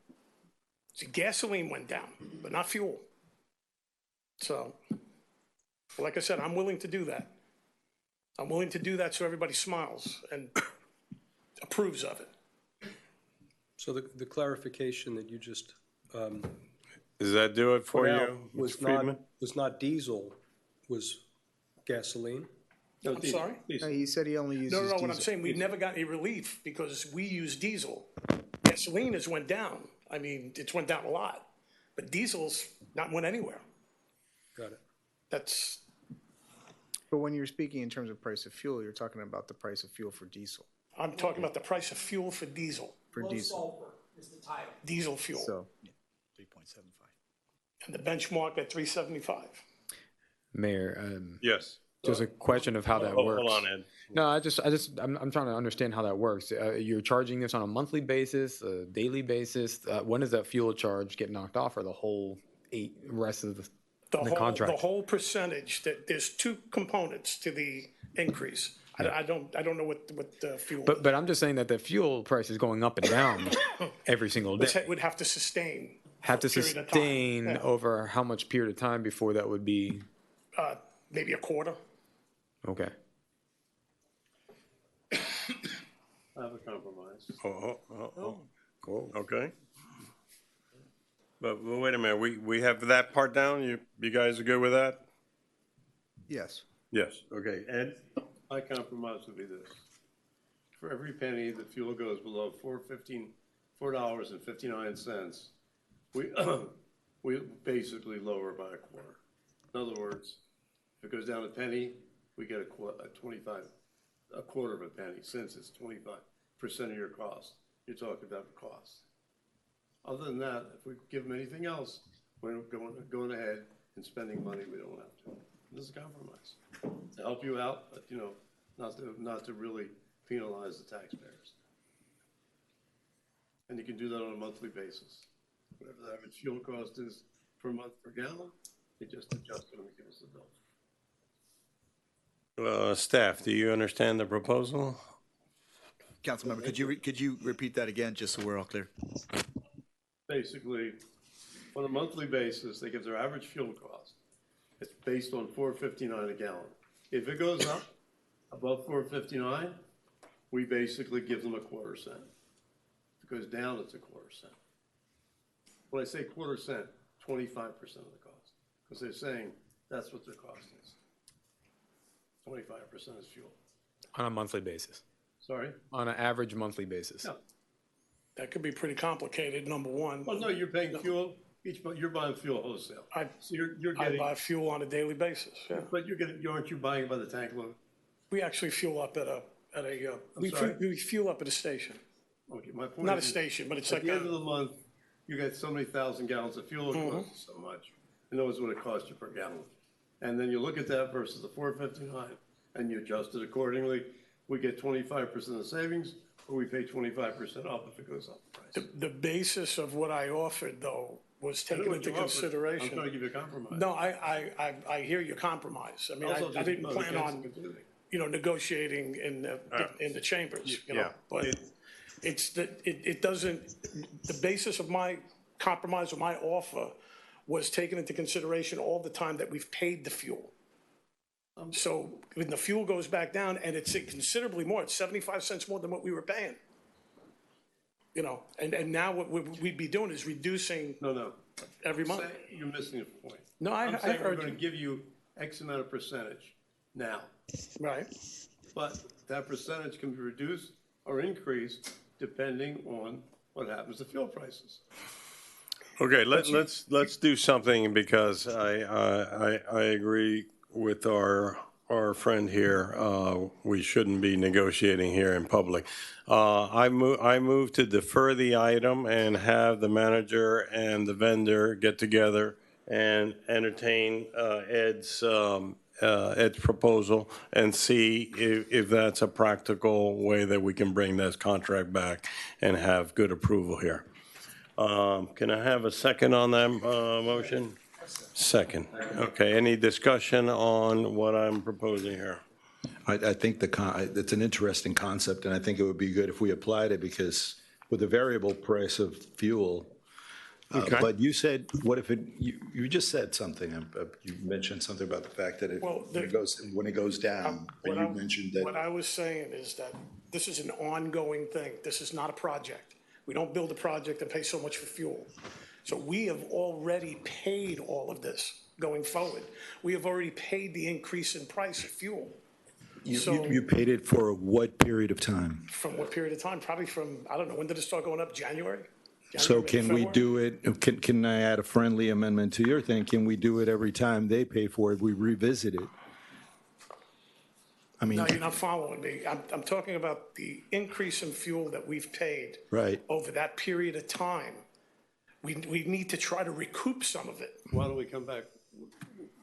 Goes thing will come back. Yeah, I need to understand this. Okay. Let's come back, and please, everyone on the dais, give your input to the manager. Make yourselves available, Mr. London, so that we can have this type of conversation offline and see if we can come to some agreement. Okay? All right. Thank you all very much. Have a good night. Have And a if I safe would, flight. Thank you. Mr. Mayor, I appreciate that, and obviously we'll follow through on that. I just want to finish with, one thing, and obviously, contract is a contract is a contract, but a contract is also about service and also about being a good partner. We want to make sure we're the partner of choice. We want to make sure that we get good service, and, this is a business where there are a lot of people involved. So we want to make sure, at least I believe, we want to make sure of those people. Unfortunately, they're not as fortunate as we are, but they do our dirty work. So I'll be available. I will obviously follow on with the negotiation, and I'll talk to Councilmember London and Councilmember Vasquez on some of their ideas that we can go forward with. Okay, on the motion to defer the item, all those in favor say aye. Aye. Aye. Any opposed? Okay. Carries. Um, The next item is a capital project authorizing resolution of the Village Council of the Village of Key Biscayne, Florida, approving an agreement with Eddie Lopez Technologies LLC, doing business as SOP Technologies, for installation and maintenance of undergrate filter units and curb inlet filters at the KA Elementary School basin in an amount not to exceed $86,976, providing for authorization and providing for an effective date. Move. Second. Thank you. Item has been moved and seconded as before us. These two items go hand in hand, 10E and 10F? Yeah, generally speaking, they are. Obviously, they're two different contracts, but same concept in terms of 75 payment by FDEP and 25% payment by us. Okay. Is there discussion on the matter? Mr. Mayor, I have a point of, I reviewed, thank you, Mr. Mayor, through the chair. I took a look at this, and I spoke with the manager earlier today. The concern I have with this is that even though it seems like a good approach to filter out and retain all the pollutants, the problem is that it presents a hydraulic problem. I don't know how you can get the water through. And also, you're thinking about the way it talks about it, it's like this drips down and goes into the flow. We're already underwater. How is this going to work? I mean, I didn't really get the feel that this would work in a flat environment with a high groundwater table. It would probably work for, regular flow conditions, groundwater flow conditions, but I'm not sure if it would work in a heavy storm. I don't think it would be able to handle it. So to answer that specific question, that's the reason why we're doing a pilot, to actually test it out. The reality is this is a grant that's already underway. Mm-hmm. These under-basket filters that SOP is providing have already been installed in 20 different locations. In South Florida. In this village. And they've already been collecting data. They've already gone through a couple storm events that have not created any backups. And so that's really the whole point that we're doing a pilot test. So why was the item deferred to today? Well, was there an objection the last time I wasn't here when that was before I came in? This was the one. There were additional questions that were asked of staff. The previous council had asked us to go and ask AECOM what they thought benefits and pros and cons of doing this pilot were. So we did that. And there was an additional question as to where the other technology was deployed around the country, and we did find out that it's already being used up in the Northeast, and they're having successful results with the operation of that other technology, which is the other vendor that's part of this proposal, and that's why it was deferred. Additional information was being requested. Roland, I guess my initial question was, has this program, has this pilot program been successful in South Florida? You said it's done here. Well, the county also obtained a grant from the FDEP to pilot test various filtration With this technologies. specific filtration technology? Oh, I don't know about this specific Okay. filtration technology, but the concept of developing a pilot to test out technologies is a common concept and is one that is already being employed by the county. Inline pollution control is a concept that is applied. My question is, this particular inline concept where you have a filtering system and you have water trying to evacuate, now it's facing a wall and voids that will fill in very quickly with all the pollutants, will this work? And I'm not trying to put you in the spot, I'm just trying to This find particular out. technology right now Yeah. that we're talking about, SOP Technologies, is being used in Aventura. I did reach out to Aventura to get their input, but I haven't heard back from them yet. So it is being used elsewhere. Key Biscayne is not the only place. They're also using it elsewhere in the county too. So the question behind the whole concept of applying for this grant was to test it out here and see how it would work. If it doesn't work, you pull it out and you move on. If it does work, then you have some information that is telling as to technology that might be helpful for filtering stormwater. That's it. I think it would work in a condition where the groundwater is flowing slowly and there is no impact. The water is not facing a wall of rocks. I'm just not sure if it would work under a high-velocity storm event where you need that evacuation of the water out. That's my only concern. This with is this particular exactly the technology. reason why we're doing a pilot here. That's why we're doing a pilot. Is to but I- try it out. All right. Okay.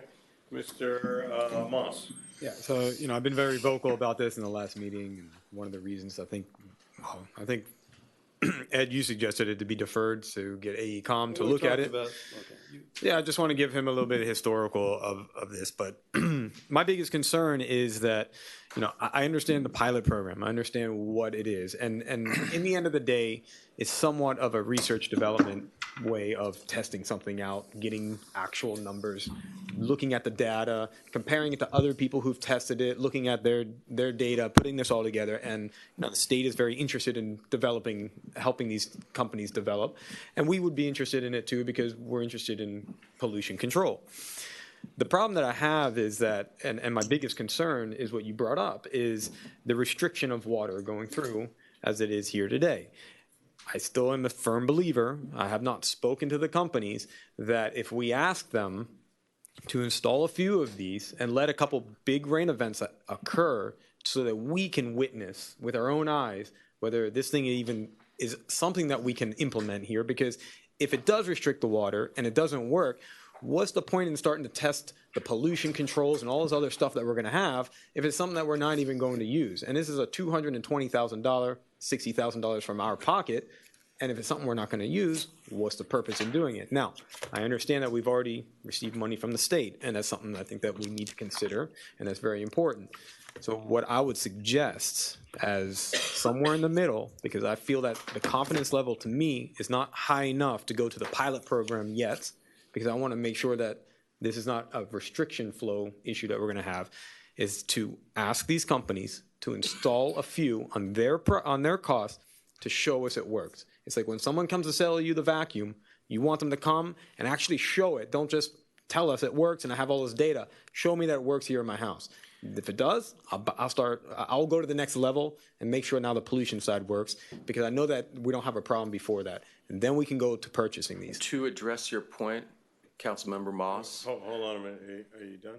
No, I wasn't done, but go ahead. I lost my train of thought. No, go ahead. So what I would suggest is that if we can ask for an extension, because I know we have 1 year, and I talked to Roland, and Roland says we still need to ask for an extension anyways, because we need to wait until the raining season. I would ask if we can push it out, talk to these companies, tell them to install a few. SOP's already installed some, by the way. They did it in Aventura. I think they did it in, I looked at a couple other places here in South Florida, and actually reading their stuff looks pretty promising. I don't know about Abtec's technology yet. I haven't found much on their stuff in South Florida. But have a few of them installed, let's see how it restricts water. And then if you come back to it and say, hey, we see it, it's not restricting water, because it doesn't say it might restrict water. It says almost no restriction at all at peak times in their document, which is a big saying that this is going to work. And you guys say, yes, it does look like it's going to work. I say, then let's approve these contracts and get this pilot program going. I'm totally for it. But I'm worried about us doing this huge pilot program that these guys are going to be monitoring for 1 year and checking pollutions, and the thing is restricting water, and we're like, what are we doing? Why are we doing this? So that's just where I'm at. That's just and I know I talked to you, Roland, about it, and that's just, I want to get this thing going, but I want the confidence level that this is where we want to go.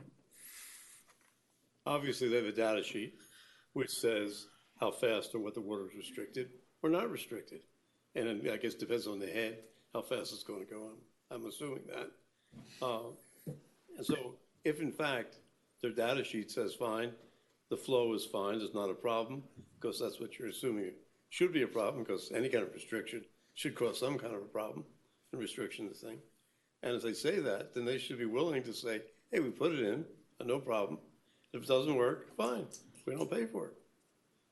Okay. Because it doesn't live up to what they're supposed to do. That's all. Mr. Vasquez? I'm just going to say it out.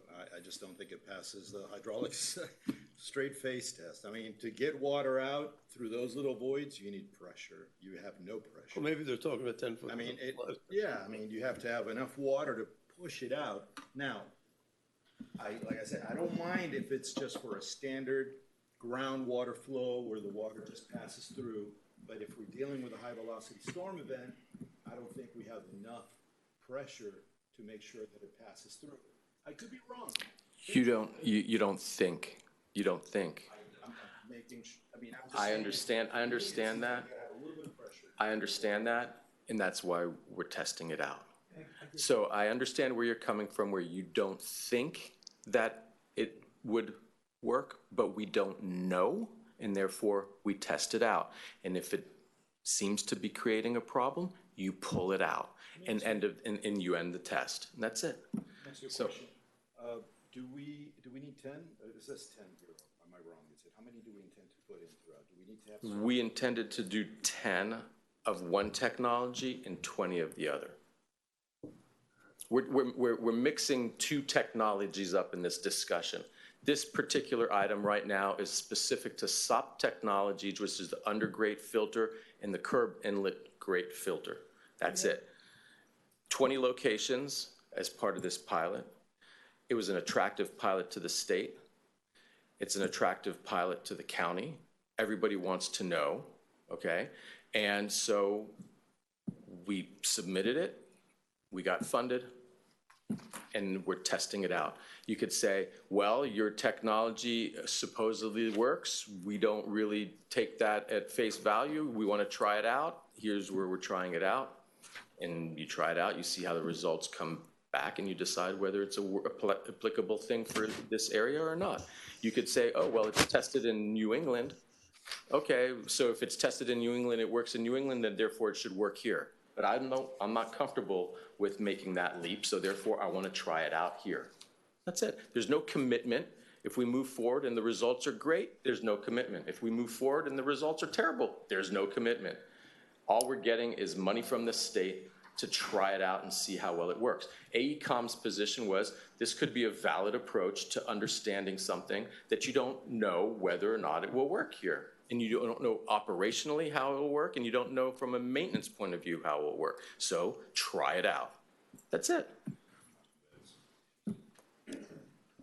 Thanks. I'm not too convinced about what I'm seeing, but I could be wrong. But it'd be great if they could do a presentation or meet with them and talk a little bit. I'd like to ask these questions to them.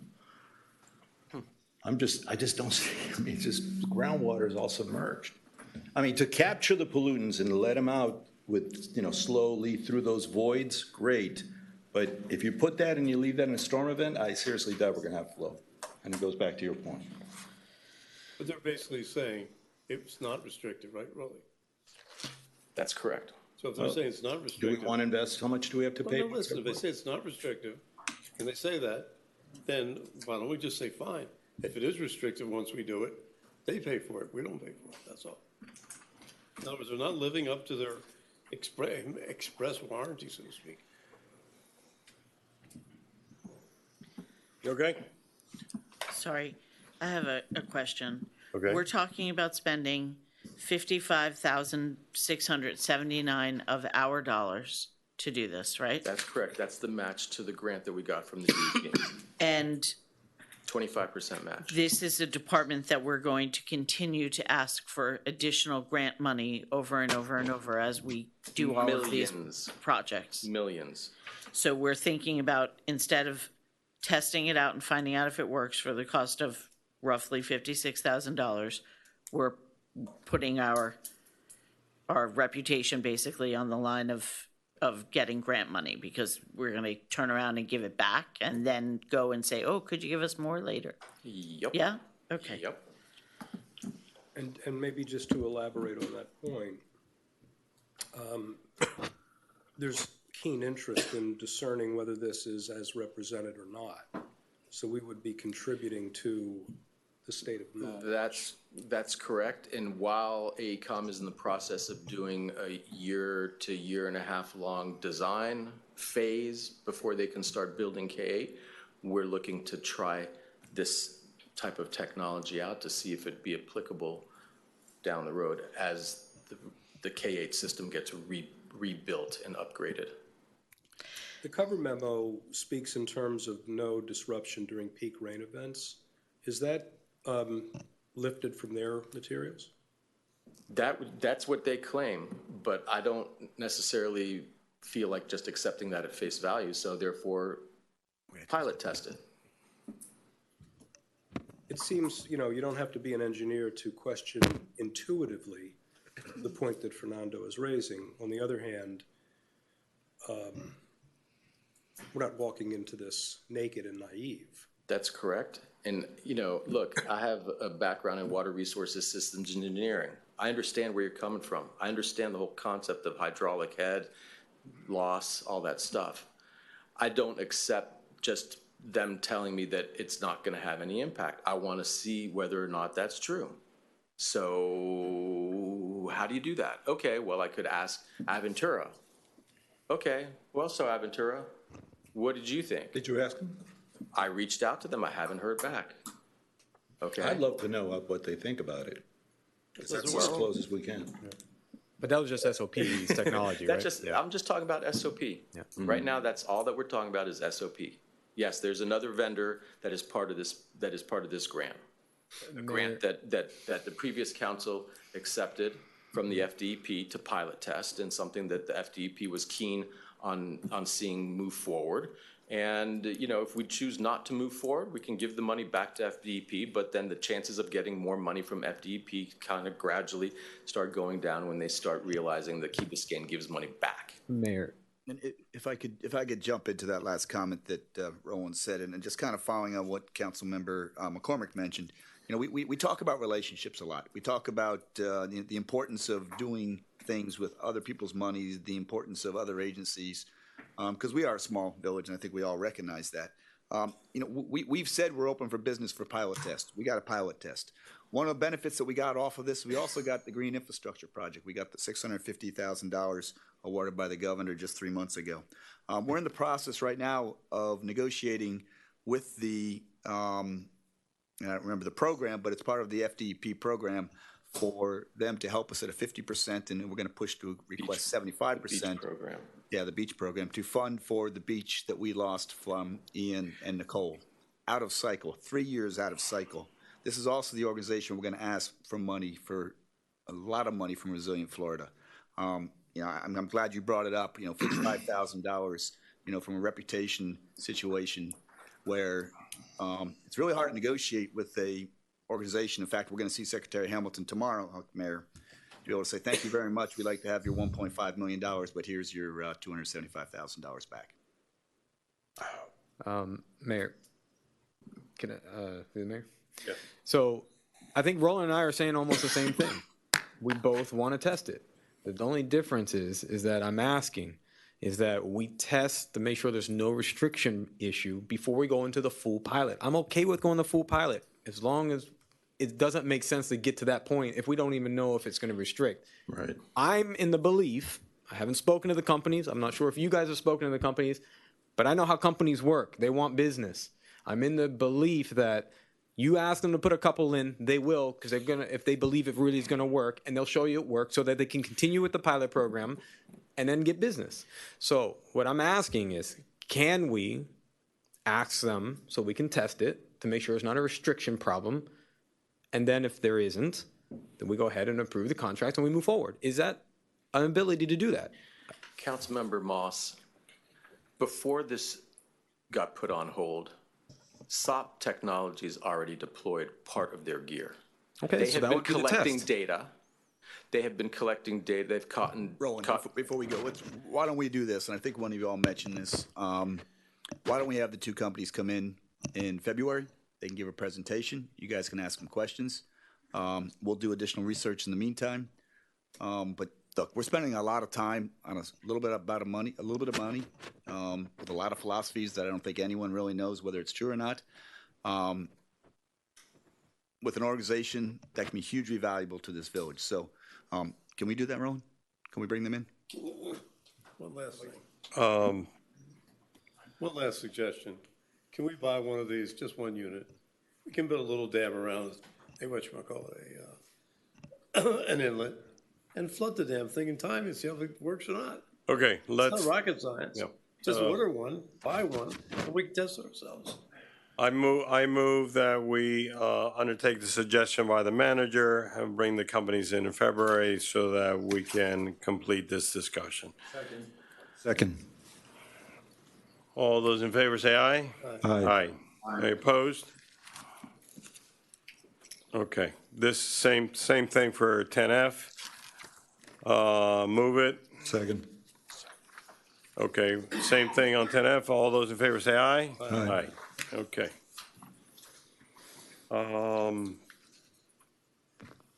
Let's go to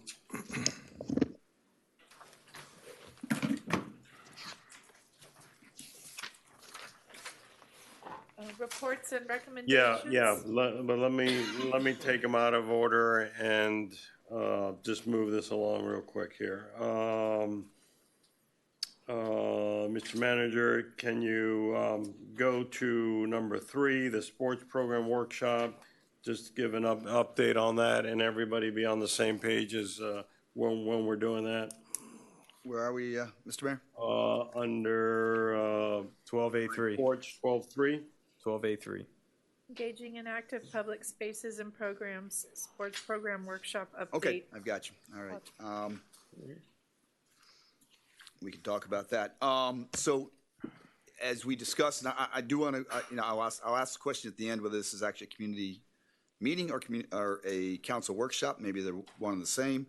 But what we have been asked and what we plan to do on February 1st is to talk about 5 components of our athletics program. First would be who actually manages the sports program. What is the most effective way to run and oversee the entire program? The second one is to evaluate our 8 or 9 contracts. I believe 5 of which are specific contracts, 4 of which are run in-house. Talk about the pros and cons of those contracts or what we do in-house, and come up with maybe some best practices from the 9. Secondly, identify whether we need to provide volunteers or staff internally or ask for volunteers externally. Fourthly, and one of the ones that I think is the biggest issue we need to face, is talk about field space. Okay. But also about time and are we allocating that space correctly. Okay. And then lastly, as we've mentioned before, as we continue to use these fields, and I would say unfortunately, but fortunately, I took a trip out to the Mass Field about 2 weeks ago. Our fields are taking a beating, and we really need to find a way that we can figure out some way that we can get maintenance, repair, and if necessary, capital money. And then do we put it on the millage, against the entire community, or do we put it against the program fees of the programs that? Okay, so that's what we're going to do on February 1st. But my question, and I think this is an important one, is this a council workshop or is this a community meeting? Mr. Sardinius, this was an item that you've been following. Your comments? I think it should be a council workshop. Council workshop? I think we were waiting on another part of the study from, or at least from the manager's perspective, to see about the field spaces and what is available to us as part of it now.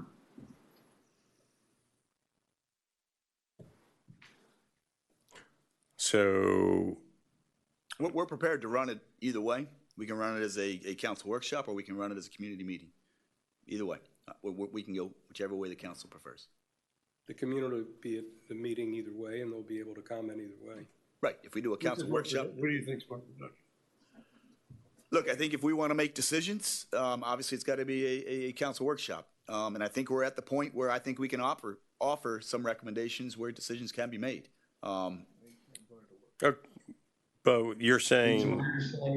On the deliverables that you mentioned, Manager, on the deliverables that you're mentioning, most of these are things that we need to decide upon, right? Whether we're reviewing the contracts, whether we're reviewing on field space that we might have available to us, or potential capital improvements to our fields, correct? Yes. It sounds like a council workshop to me. But you know, if we don't get the community input, which it's what I've heard out there, is people are not sure of what we're doing or how we're doing it, then we're going to lose an opportunity to design something that everyone's going to be pleased with. That's my only... What I understand was that the community's biggest problem when the community came and spoke in public comments was equitable use of fields. Right. Right? They just made sure that use of fields is equitable.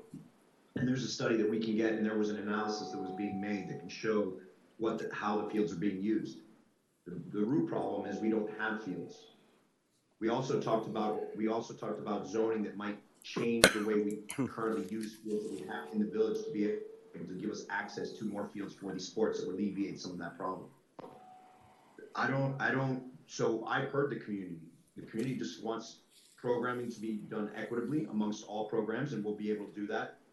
I'm sure the manager has that information now at this point.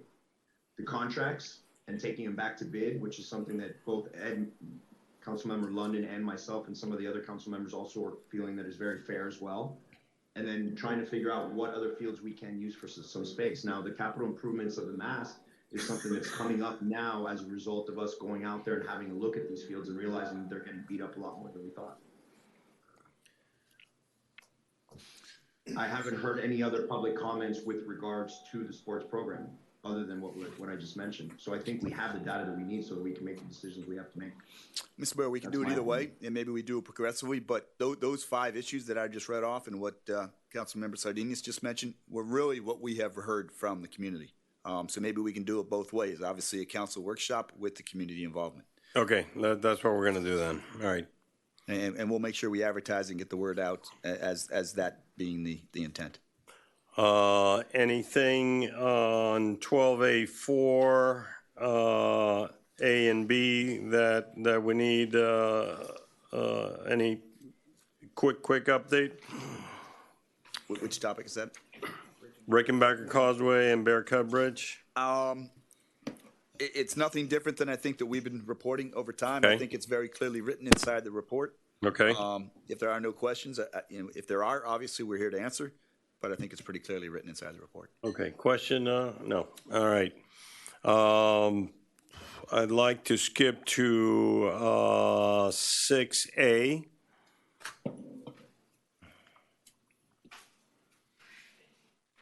You want to do that one, Mr. Manager, or? I would. I think this, Yes. my original intention here was not to report, obviously, because there's a lot of things written here and with the assumption that you guys have read it, but I think this is critical.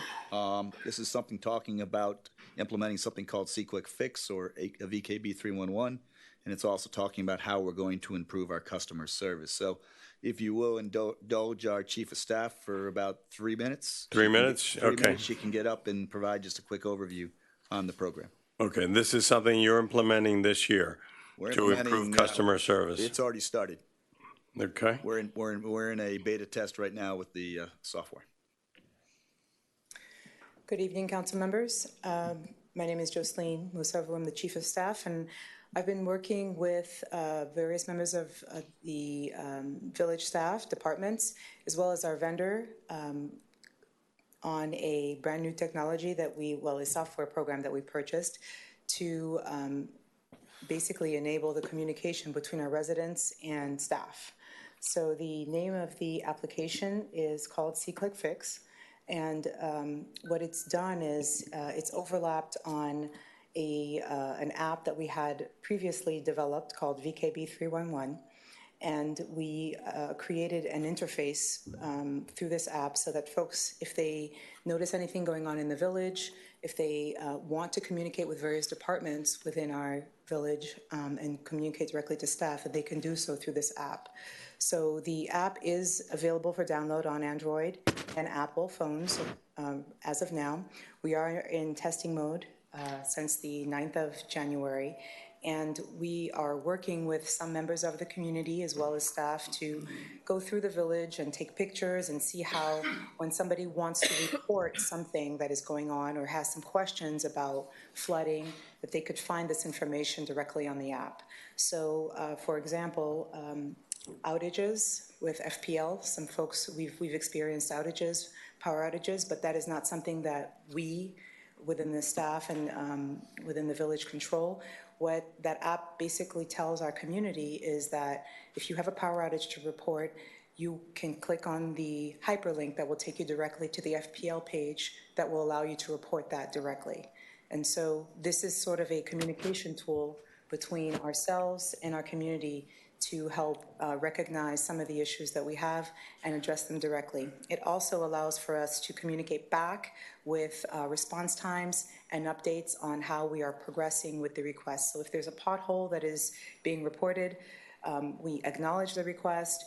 We can give updates on how things are moving along with repairing it, whether it's in-house or with another vendor. And then once it's closed out, the person putting in the request can and will receive a report and an email or notification on their phone. Wow, that's great. That's excellent. Thank you very much for reporting on that, and we look forward to. I would like to attest, Mr. Mayor, is that I was the first one to submit it, and I got a response back very quickly. I thought it was good. So, but what I think really what's most important about this is it's a great program. But what it does, and we'll begin to force people over time, is, we get inputs from phone calls, we get inputs from texts, we get inputs from emails, we get inputs from people dropping in. When this system works, this will be the one-stop shop where people can input this information. And the good news is there's the ability on the back end, because it creates a database, to do metrics and to actually evaluate ourselves. And accountability, right? Accountability metrics and being able to evaluate how well we respond to different requests. I think this is the right way to go. Can we jump to 6C, the master agreement contracts list? This is something I think everybody in the council has been looking forward to. We have, and Benjamin will actually present our MACL for you. Okay. Benjamin, you got 2 minutes. Sure. We actually want to show a demonstration, so he's going to work on pulling that up right now. Okay. It really speaks for itself once you see it.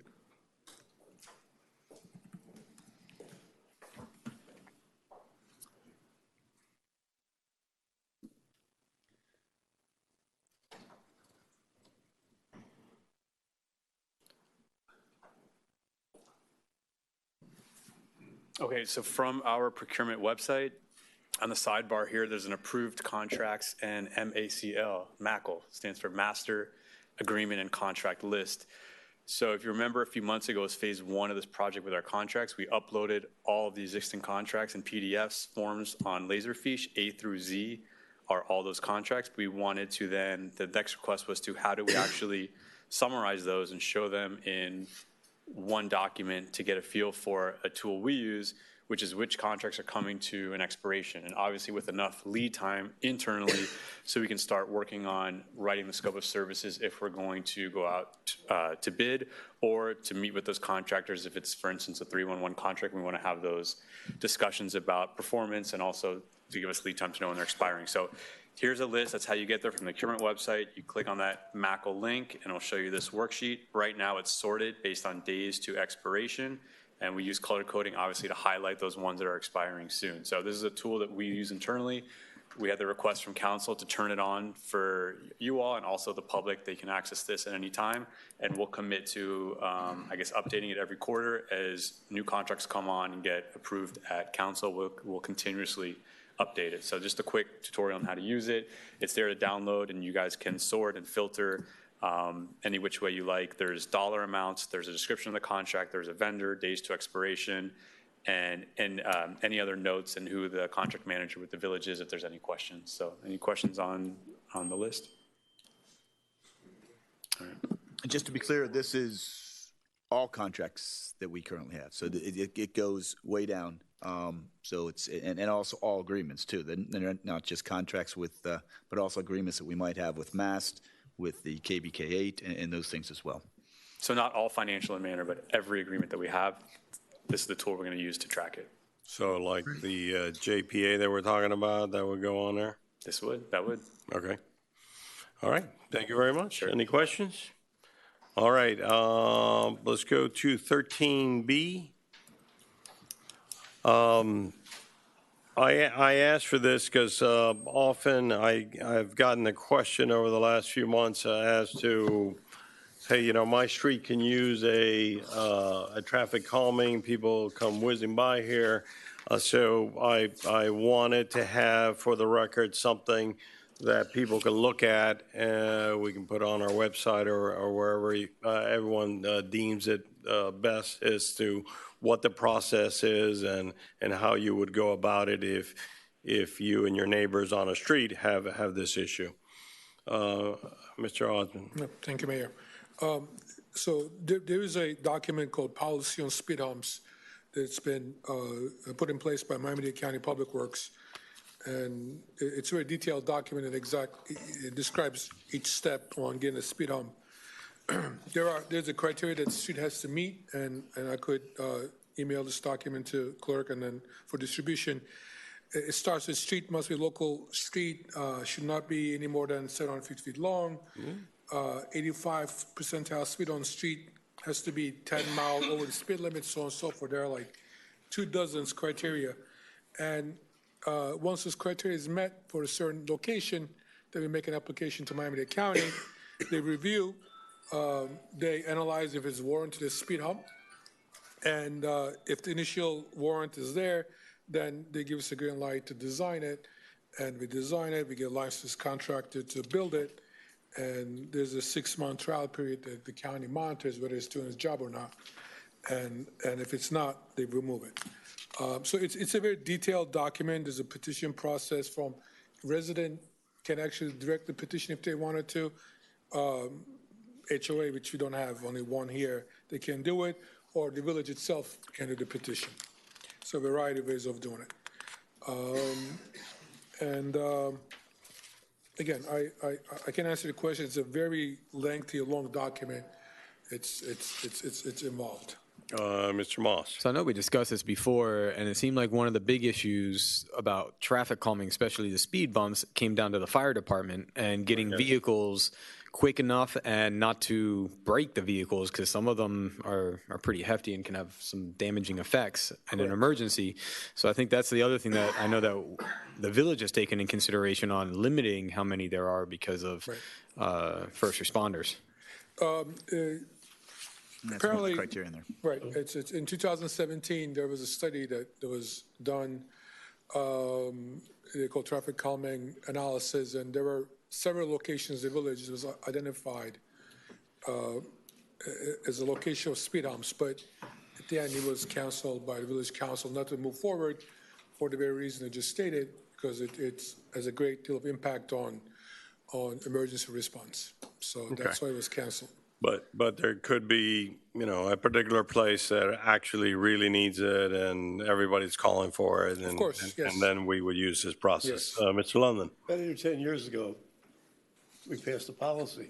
We have a policy on speed bumps. What you do, you get a speed bump on your street. And if you look in the minutes, wherever else, you'll find it. So we've done this before.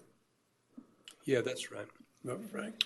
We did it, and we also had a conversation It's opened about prescribing the device itself, because there's some streets, for example, Greenwood is an example of multiple speed bumps that are quite jarring, you know, with a kind of a bulbous lip on the top of it, and others that barely stop traffic flow at all, or stop speed at all. So we do it. So you're saying that this process already exists? It not only exists, there was a degree of specificity on material selection. Exactly. Okay. One of the things we'd have to check, and I'd ask Jake to check it, is a lot of villages, a lot of municipalities did do that, and then as a result of it, some of the humps were too high, some of the humps caused damage, some of them were configured in the wrong way, some were too close to intersections, and so the county did come out with this policy. That's what he's referring to right now. So we'd have to see whether this policy, Jake, would override our policy. I'm not sure, but I'd like you to check that as well. Because guidelines.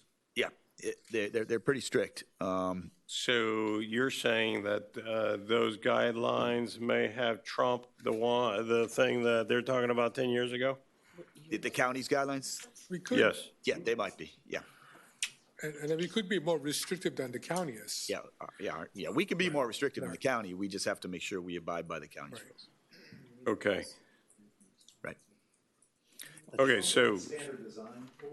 No, they don't have a standard design, but you do have to submit a typical, which is a typical design of what it would look like, and they would have to approve that typical design. We actually did, correct me, Frank, we did come back with a specified design for what it would be. Yeah. Because there's other things, what do you call the things? Speed tables. Speed tables, right. Yeah. So we said the tables weren't good, only the bumps were good. Yeah.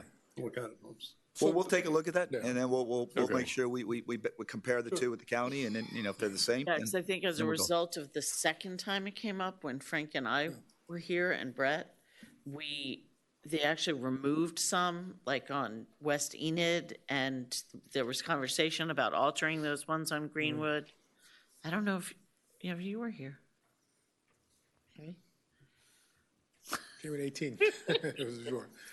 But again, we have a say on the design portion of it, because it has to be designed. But again, location and the feasibility, and improving that speed hump and the location itself that there resides the county, they would have to approve it. After that, we could decide whether it's 10 foot wide or 5 or slope. So. Okay, now let's make sure we properly research things because obviously, there was something already out there, and that would be helpful next time around.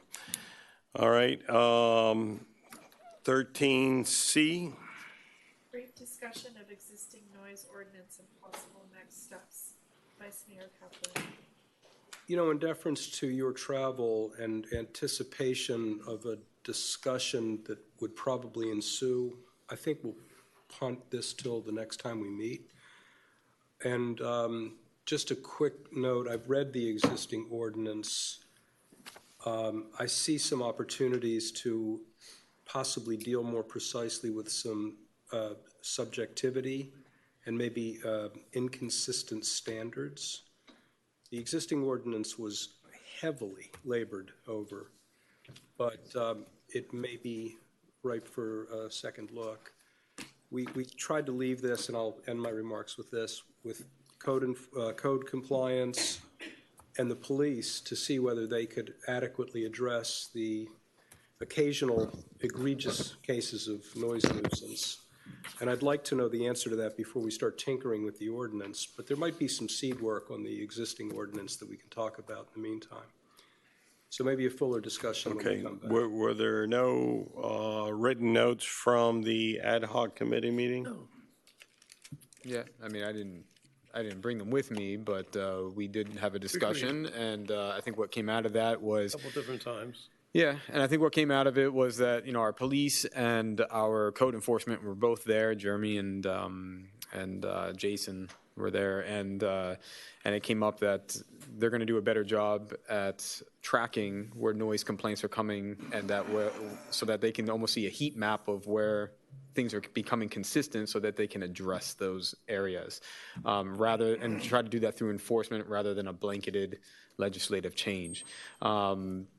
Ed was still concerned about some of the other items on there about construction and things like that. So we went through them and we made some adjustments and acceptance on some of those ones. But I think at least we did not come out with changing the time, but trying to do more enforcement in that area. So. Okay. Can you relay those to the attorney to see if we need to do anything or not? Yep. Okay. I would ask two things, Mr. Mayor, and that one would be, this might be an opportunity to look at delivery times. I'm actually in favor of moving them earlier to avoid and reduce traffic, but we need to take in consideration what earlier means and whether that causes a noise issue. And then secondly, I would also like to see a more progressive enforcement and finding structure so that we just don't stop at 500 for repeat offenders, that we can keep going up. So I like to, when people do look at that, I like to consider adding that into the. Good suggestions. All right. There was also, sorry, I think there was also discussion on changing the times for weekends. Changing what on the weekends? Times. Yeah, landscaping. Oh, yeah, we discussed that. And I think we went from, I forget the exact. 6:30 to 4 or something like that. You proposed 2, we agreed to 4. So to bring it back at 4, and that's fine. Okay, anything other pressing before we adjourn? Have a good trip. Yes. Good luck. Mr. Manager? Yeah, one thing I want to add, and we'll go through this real. Go ahead, council member. No, you're good. Just one thing I want to add, it's actually the second to last document in the book. What we did is we've come up with a 3-month outlook. It identifies the upcoming resolutions and ordinances as we see them over the next 3 months. And then also what we've done is identified significant activities, whether they be projects, initiatives, events, community meetings, major contracts and agreements that will be occurring between now and the end of February. So you can consider that 1 month out look. So if you would, please take a look at that. If you find that valuable, we'll continue to do it. It is a lot of work, so I want to make sure this is something that you find valuable. Please let us know, and then please give us feedback during next council meeting. Through the mayor. This is the pullout. Yeah, it's second to last pullout right before the capital improvement plan. Through the mayor, can I ask that you just send that digitally by itself, a standalone item? We could do that, yep. Yeah, that'd be great. I'd rather have it digitally. Okay. Also, I would like to say I like this written manager's report, and that way, you can take things and look at things and bring them out. If, for example, we don't have time, but I'd like to discuss next time the school bus improvement plan, because I think that would help with our traffic flow, and so maybe you can put it on the agenda next time. Okay. And I think between now and then, we might have another meeting. Okay, great. Yeah. Yeah. Anything for the good of the order? I need a motion to adjourn. Make a motion to, yeah. I have a second. Second. All those in favor say aye. I know. It's unanimous.